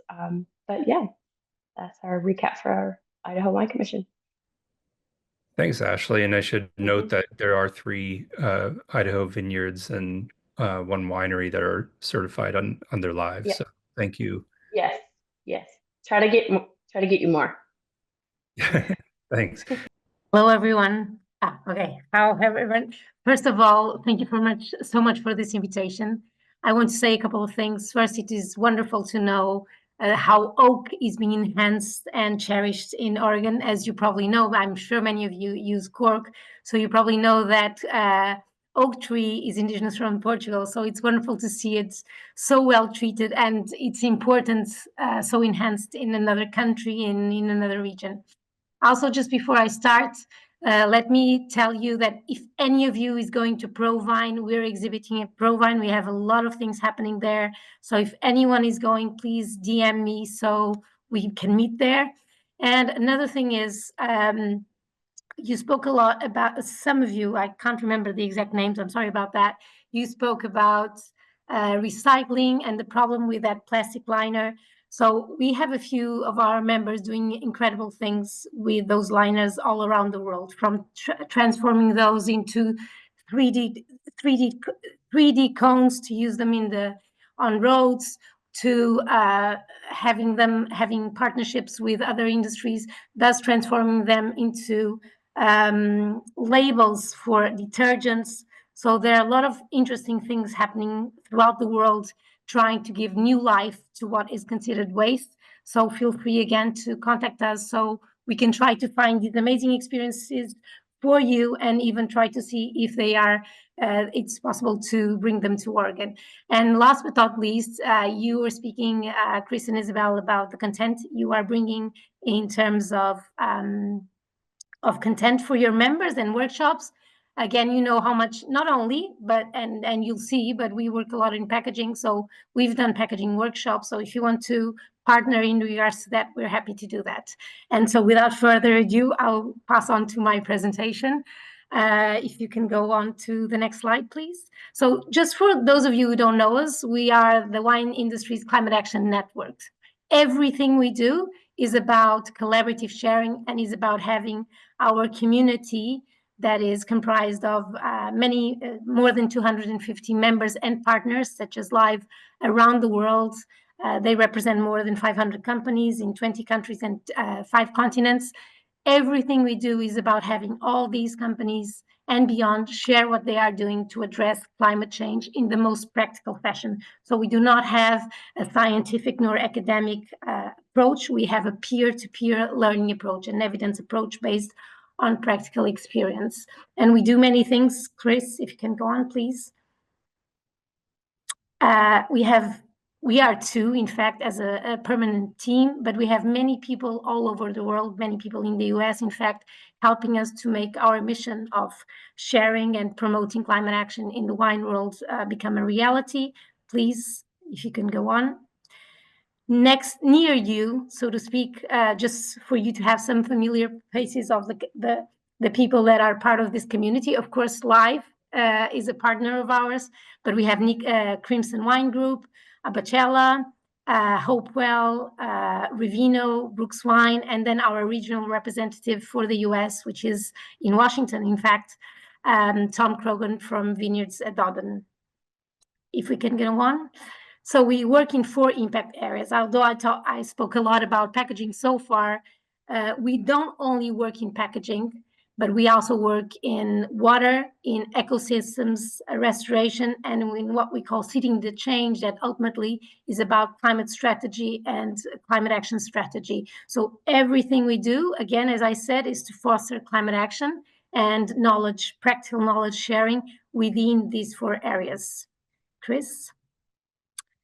So to give you an idea of what we've been doing and what we will be doing next. So in the last 2 years, we had many things happening, but a few of these projects need to stand out, of course. First, we have what we call our climate talks, and I hope some of you have watched it. These are by far the most regular and most prominent forum where companies from all over the world share what they are doing to address climate change. We have them more or less on a monthly basis. That may vary, but we try to have at least once a month. To give you an idea, the next one we're going to have will be on natural predators, and it's in partnership with the Regenerative Viticulture Foundation.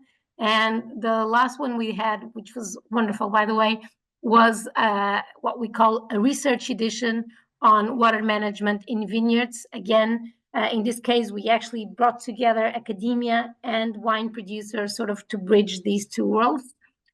We launched almost a Bible in what we can, because it is a book with 250 pages, all things packaging in wine, covering primary, secondary, and tertiary packaging in wine, zooming out of containers and zooming out of carbon, looking at materials even before they became packaging, looking at other environmental aspects that we should take into account when choosing packaging beyond carbon, and also going beyond container, because as I mentioned, we don't look just at containers, we look at labels and pallets and shrink wrap and outer cases.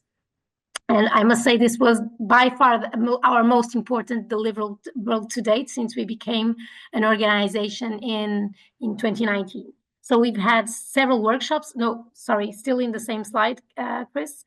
We've had a series of workshops, namely on packaging. We have 2 collaborative networks. One of them, actually both of them count with neighbors of yours, so to speak. One is called Bottle Loop, and it is based on its mission is to bring together reusable wine bottle schemes from all over the world. So I'm sure you've guessed that one of the members that we have in this collaborative network is Rivino, that I hope you're all familiar with.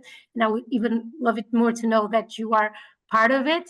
And the other is called Living Vineyards, and I think the name also speaks for itself, where we have Abacella with Greg Jones, and the Vineyards at Dodden with Tom, and I hope I'm not forgetting anyone that is a neighbor of yours. And this is all about restoring ecosystems and bringing companies from all over. No, actually, we have Jackson Family Wines as well as member of this workshop. I just remembered, I think Leti is part of Jackson, I think. And we have companies from all over the world sharing what they are doing to promote biodiversity and restore ecosystems. We've also launched a documentary called Seeding the Future. And we launched the teaser for a new documentary that will come out also this year with participants from the Living Vineyards. I invite you to watch. It had really great reviews. It is available both on our website and on our YouTube page. And we also, because reusable wine bottle schemes is something that we really believe as a climate solution. So in partnership with another member of ours and with the London Wine Fair, we launched a report on a lot of things reusable that are happening worldwide. Last but not least, we were able to bring people together. We've had 5 network events. So whenever we went to an event, we were able to organize an event. So having people from our community from all over the world meet in person was really a game changer. So that was one of the most wonderful things that happened. So I hope to meet you in person also in Provine. So moving forward. So what have we planned for this year? One of the things that we realized as an organization, and this was a big learning, that no project can be from one year only. So that's why we have 2025-6. Our collaborative networks will go on. So Living Vineyards, we've been working on the next stage, although it's been a little bit on standby, but it will for sure go at full speed in a month's time. Bottle Loop will have its another meeting in April. The Unpacking Wine Guide, because it was just launched in December, it's becoming more promoted and it's being spread across the world right now. Just to give you an example, it's now with every New York wine producer, with New Zealand wine producers, and a few more. We will be launching together with a member of ours a zero waste bar guide. So having bars and the Oreca channel produces the little waste as possible when serving drinks and cocktails and what have you. We will have an amazing project more towards the end of the year that we called 101 Climate Solutions for Wine. And what this is literally, because as I told you, we are all about solutions and best practices. So we will pick 101 solutions from our community together with our expert panel and bring them together in a more deliverable format to spread to the wine world as a whole. We'll have, as I said, our documentary and 2 things that are not absolutely confirmed. We'll have an auction more again towards the end of the year as a way to raise funds because we are founded by Taylor Sport. We are a membership fee organization, although a very symbolic fee, but we do need funds, like many of you have mentioned as well, to grow further and to grow significantly and meaningfully. And last but not least, we will have a project, sort of a white paper that summarizes everything that we have shared in our website about water. And I think if you go on, I was going to tell you a little bit more about the packaging guide, but I have. Please head to our website and find more information about it. And I think I've managed to do this, if not in 5 minutes, a little more. Thank you. And do feel free to join us and to contact us. Thank you so much, Marta. You do incredible work and quite a lot of it. So I appreciate it. And I appreciate you being on the call so late there. Thank you. No, it's okay. Still time. Okay, so we'll move on to Sara Stockwell at Women in Wine. Wonderful. Thank you so much for having me. My name is Sarah Stockwell, and I am the current president of Women in Wine Oregon. Next slide, please. All right, so just a little bit about us. I'll be brief. We are a 501c6 membership-based nonprofit. Our board and our committees are made up entirely of volunteers. The idea was first started in 2015 by Allison Sokolbosser, and Women in Wine came into fruition in 2019. So we are still a young and growing organization. We are dedicated to elevating women in the wine industry. We want to connect them through networking events, our annual conference, and really create future leaders. Next slide, please. And I wanted to include our DEI commitment today. Women and those in the BIPOC and LGBTQ communities have often faced barriers in our industry. And while there's been progress, we still have a lot of work to do. So one of our goals is to amplify those voices and hopefully create a more equitable and balanced Oregon wine industry. So quickly, a couple of resources for the wine community. We do have a year-long mentorship program.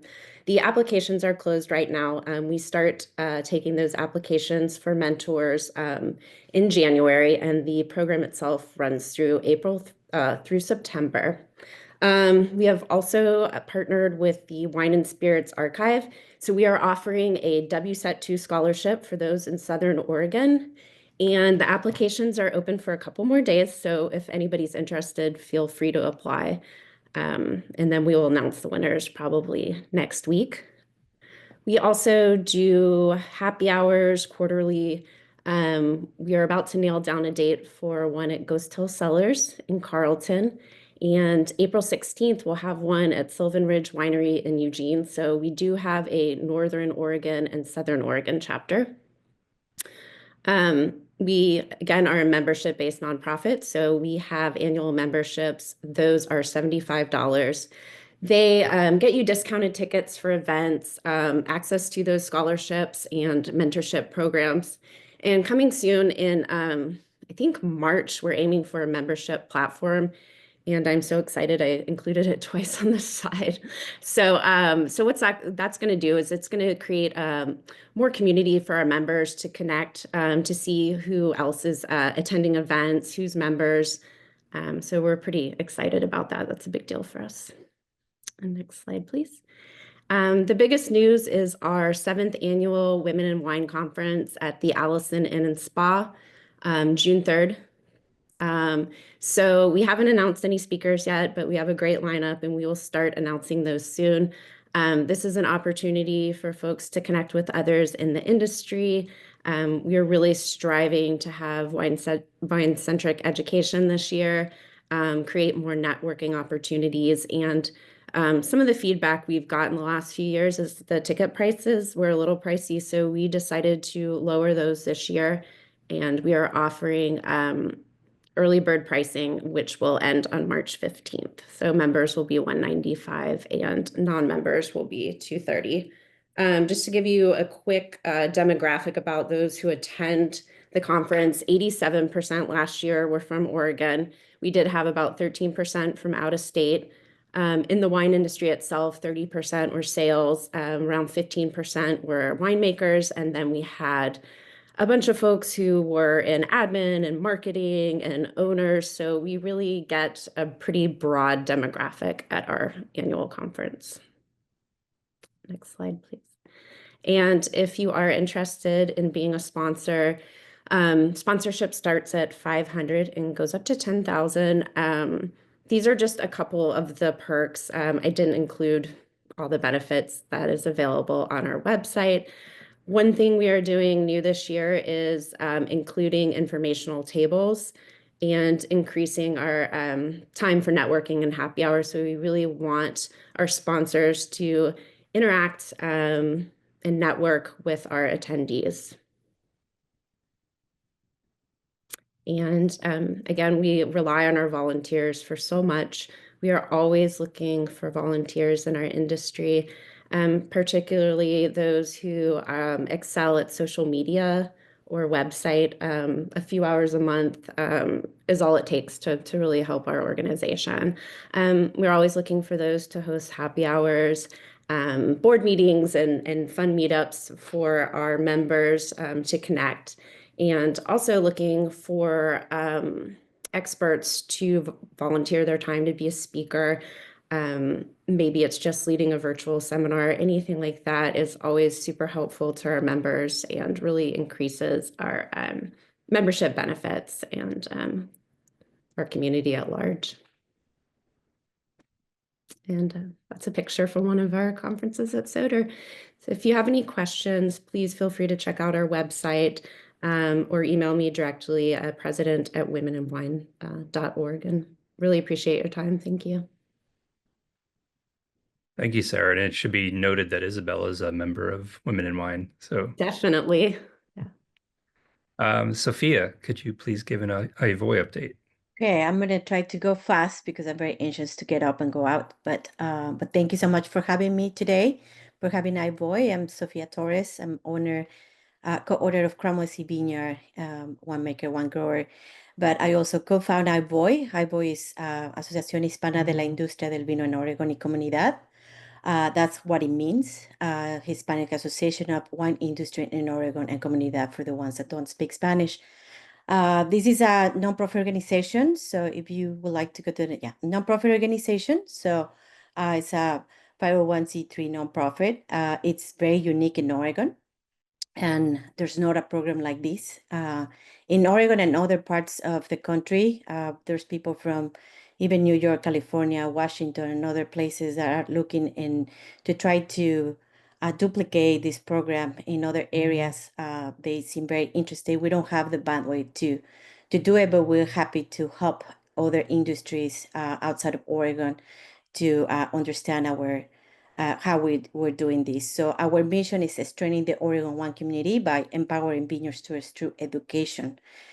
It's really, really inspiring to have this program.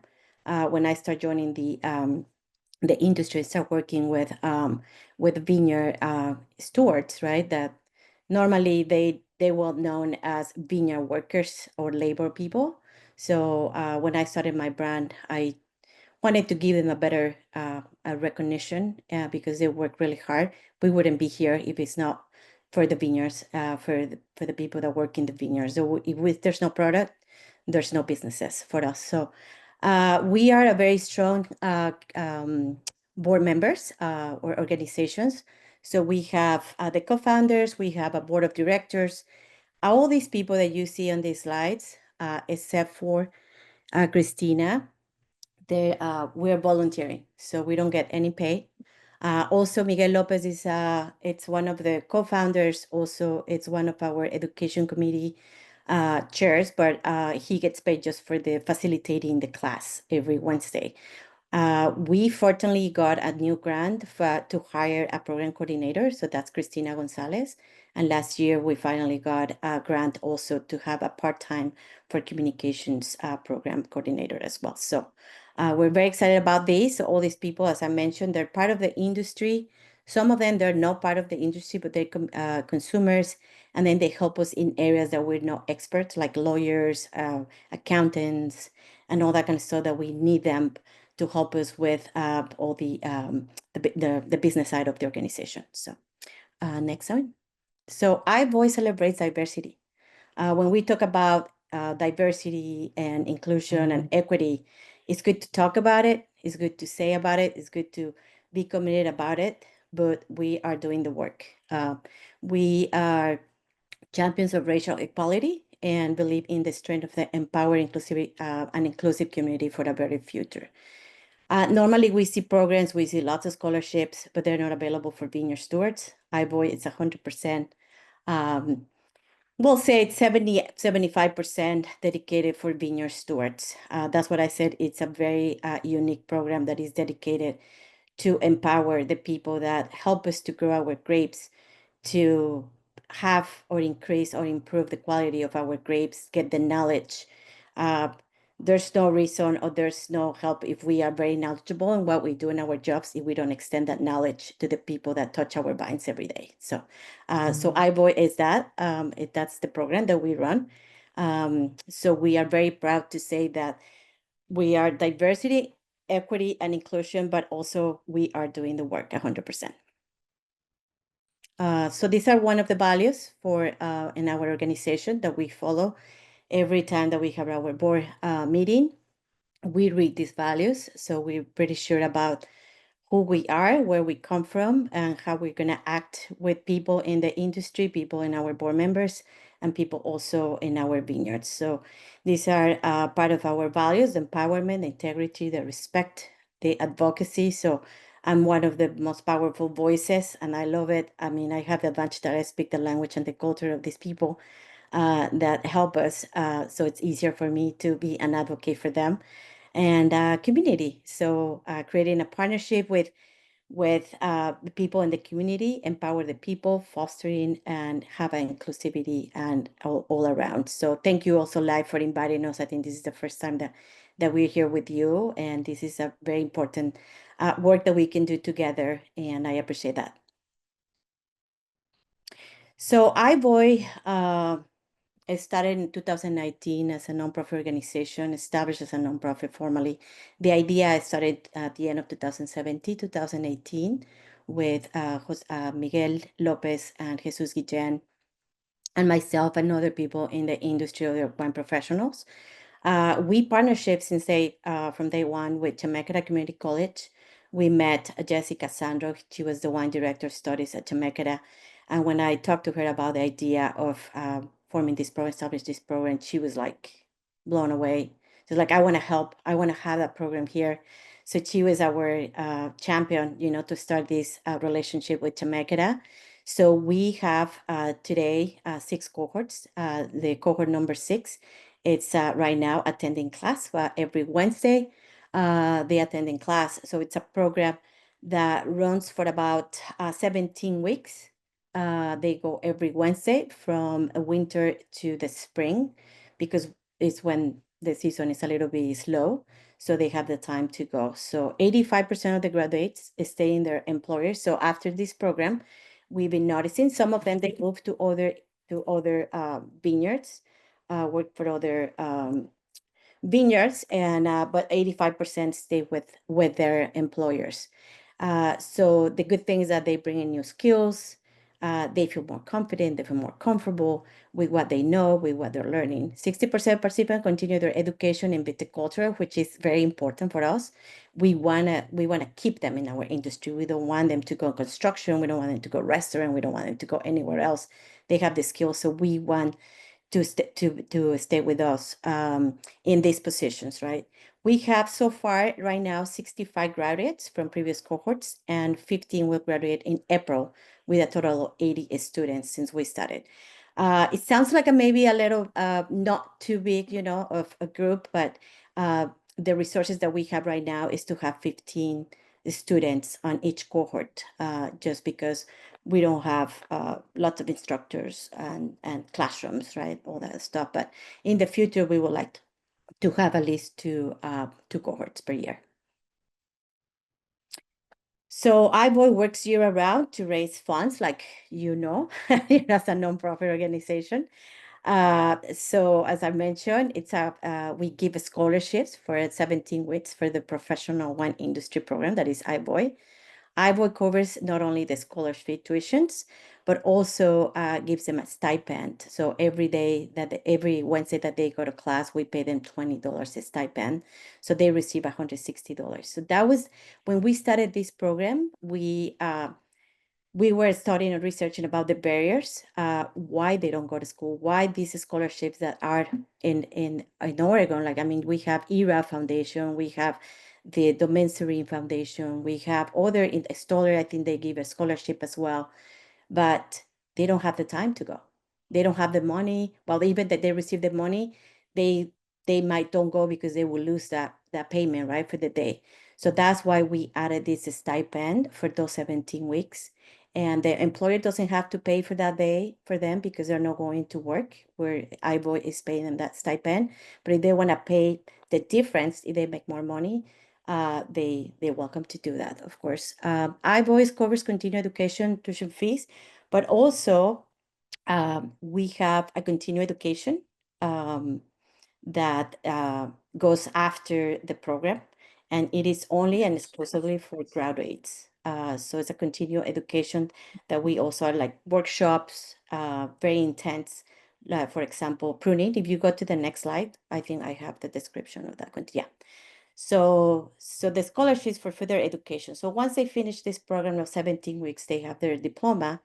They can sign up for a Simulate and Search. As you know, in the industry, this pruning program is very expensive. So we We have a partnership with them, and we get it as a lower rate for vineyard stewards, and then we gave them a scholarship. So normally this one is full.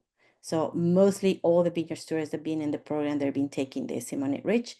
So there's people that come, and then they also speak Spanish. So they're Italians, but they speak Spanish. We have also another for their education that is Excel and Math. Some of them, they're supervisors, so they're going to go to a supervisor position. So they need to learn Excel and Math just for their positions. We also give them pest control workshops, very intense, 3 days, and crop estimation. That is very important for us. And we're trying to encourage to speak English. So we give them also the English as a second language as well. So one of the industries or the employers or the wineries that are being supporting this program, you can see here. So as I mentioned, we have 15 vineyard stewards per cohort. And these are just some of the names of the vineyards that are being sending their crews, to take this program. And really the results after they go to the program, Lee is not here, but I see Leti over here, that she's been sending also their crew to this program. It's just like a life-changing for them, right? They feel more comfortable. There's some intangibles that you cannot measure, but they feel more comfortable. They feel more recognized for their employers. They feel more confident.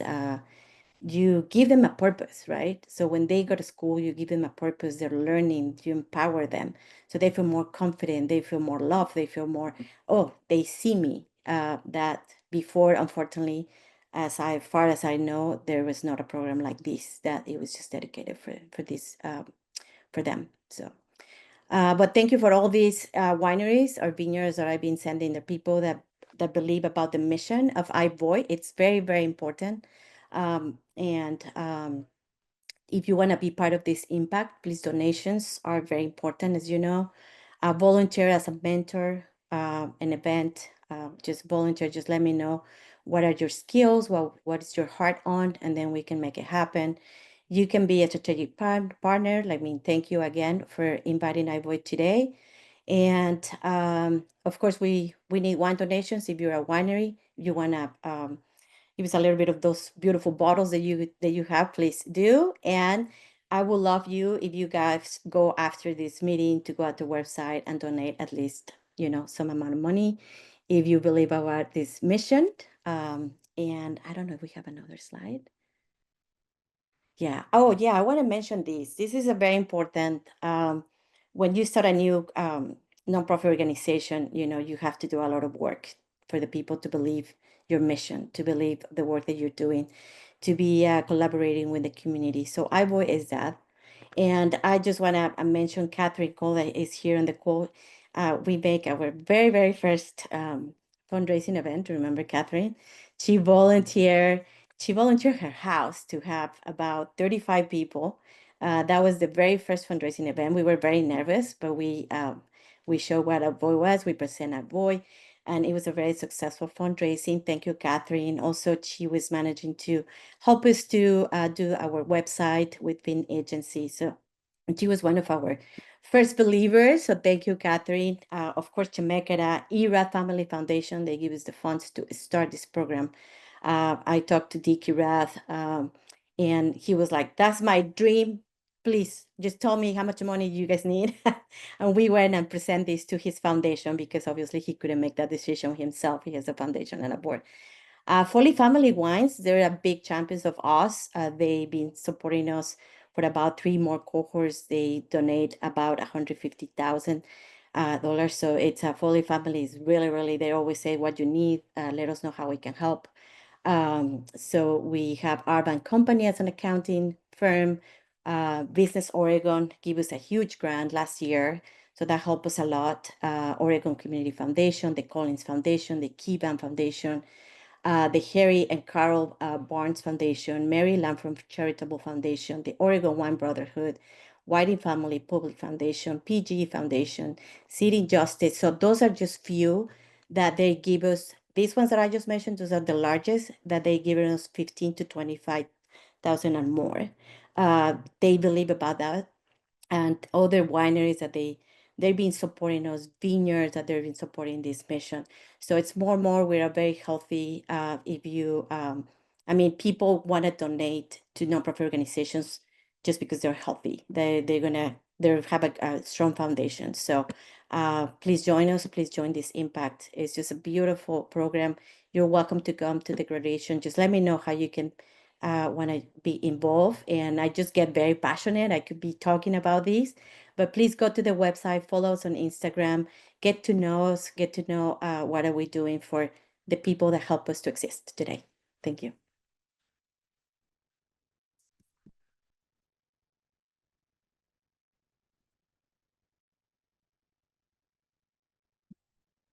Thank you so much, Sofia, for all the work that you're doing. Before we move on to the next update, I want to introduce our new board member. CJ McCollum is on the call, and he's got to hop off here in a minute, but he wanted to say hi and introduce himself. Thank you, Chris, and I appreciate everyone allowing me to be a part of all the great work you all doing, not only for the land and for our world, but for the wine industry in general. My wife and I are really excited about being able to learn more about ways we can continue to impact and help out. And I'm interested in just continuing to learn more about all the great work everyone is doing. And I want to make sure you guys can put a face with a name. I look forward to meeting you all in person. And I'm sorry, I have to hop off. We have a game today. We only have, 19 or 20 games left, but I have to see my physical therapist shortly now. But I just wanted to make sure I could join and just kind of hear about some of the great work you guys are doing. And my wife and I will be out in Oregon when the season's over. Unfortunately, or fortunately, it's ending a little earlier than we expected this year because we were not very good season. But we'll be out in Oregon most of August, most of September, and then I think we have a trip to Australia for the team. But I just want to make sure you guys can put a face with the name. I'll make sure my email number is readily available for you all, Chris. Feel free to share it with the rest of the group, and I'll continue to follow and watch and look forward to getting back out there. But I just wanted to say hello to you all. Welcome to the board. I appreciate it. Thank you. Yeah, and feel free to stay on. We only have a few more updates, so we should be done here in 10, 15 minutes. So if you can stay on, please do. I'll turn the camera. I'll be on the table, so I'll turn the camera off.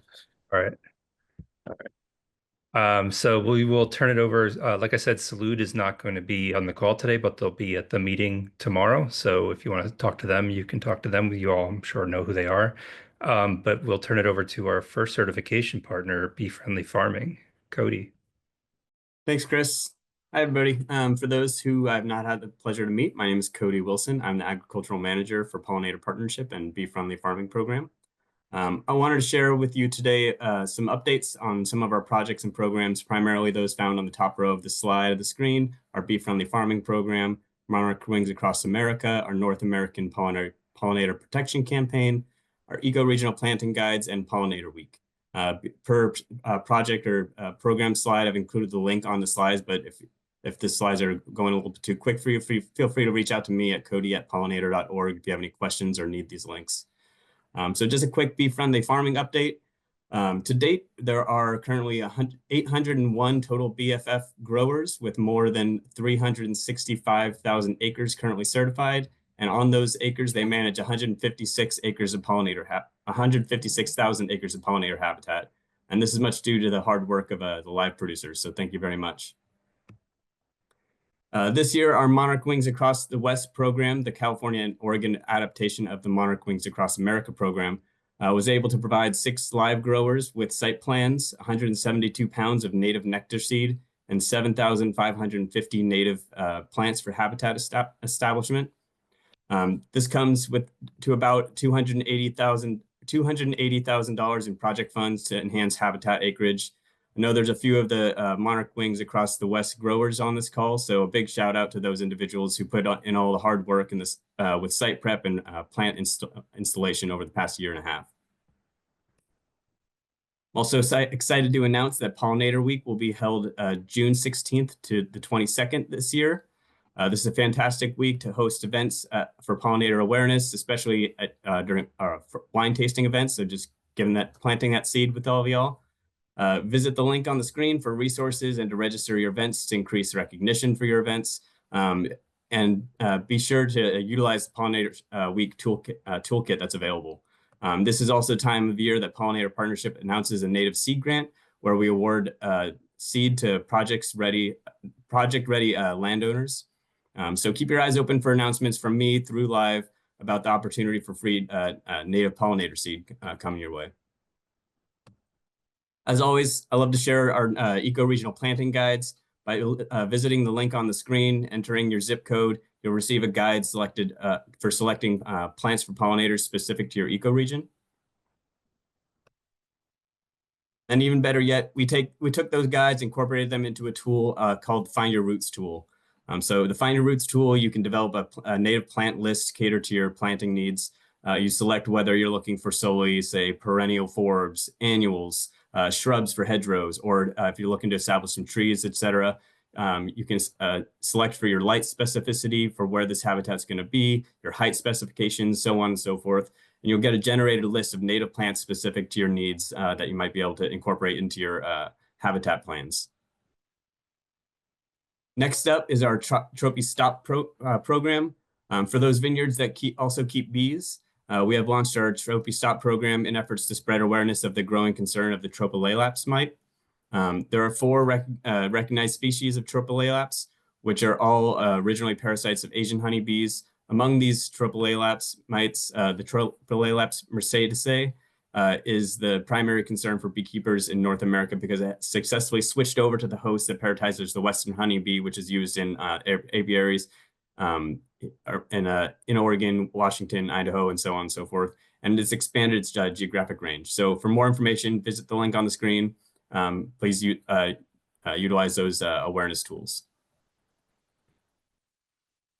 So for any growers interested in a more in-depth assistance with their habitat creation and enhancement, such as land assessment, seed and plant mix design and sourcing, comprehensive plans for your vineyards, we've launched our BFF consulting program, whereas general pollinator habitat technical assistance is free to all live members. Some specific technical assistance may be required for additional aid, those that are looking for a little bit more one-on-one working and consulting services. We're offering 15% off discount for live members.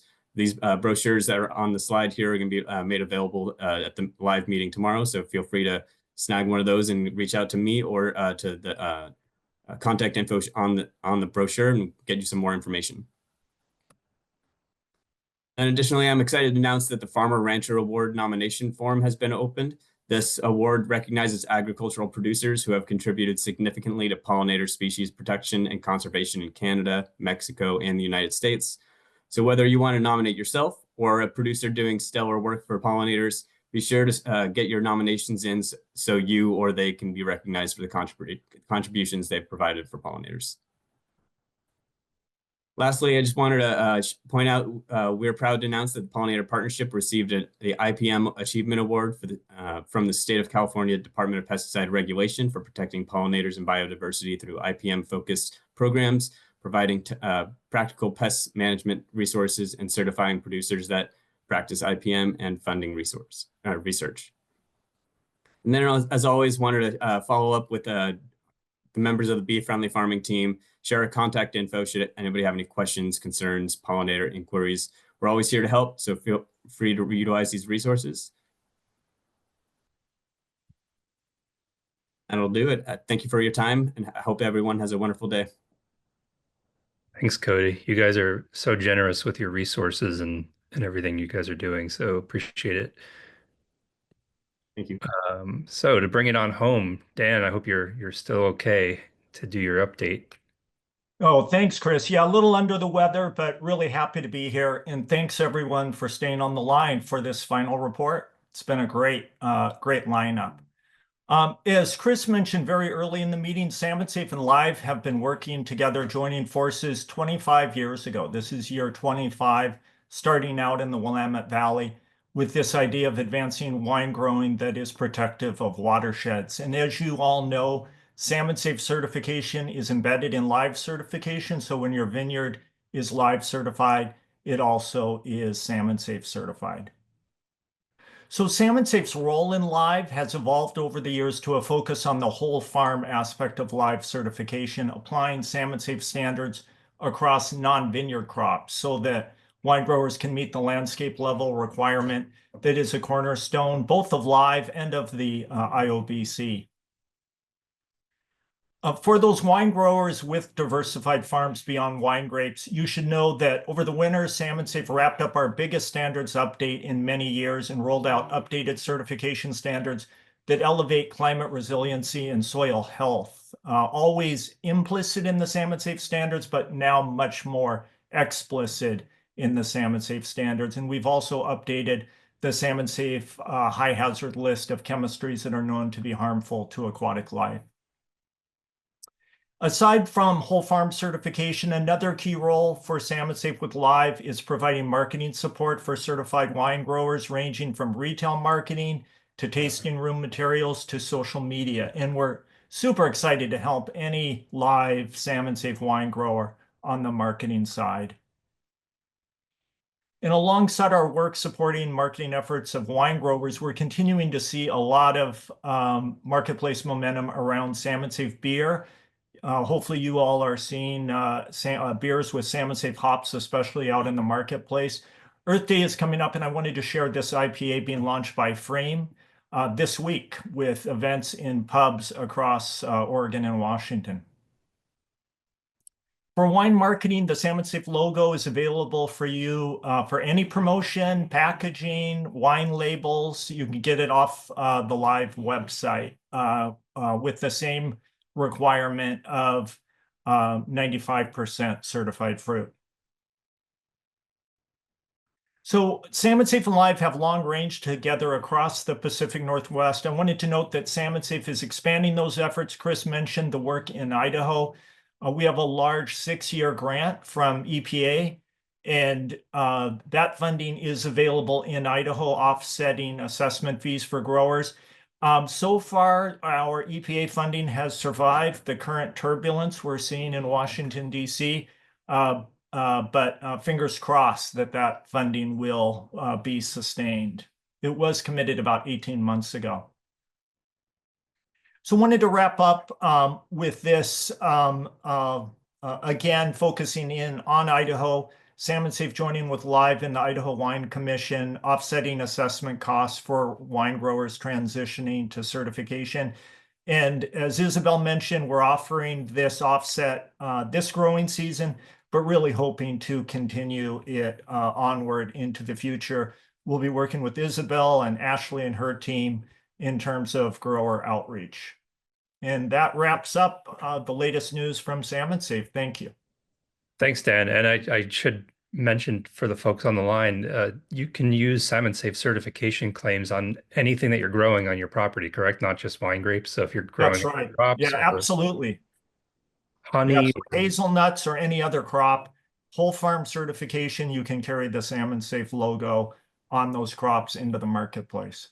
yeah, I think that's extremely valuable and something that maybe folks don't remember from year to year. So it's worth repeating. So appreciate it. Yeah, thanks, Chris. And with that, Bruce, I'll turn it back to you to wrap up. All right. So with the conclusion of Dan's talk on partner outreach, I'd like to conclude our virtual board meeting and go ahead and adjourn the meeting. Thank you all for attending the virtual call here today, and look forward to seeing you all tomorrow.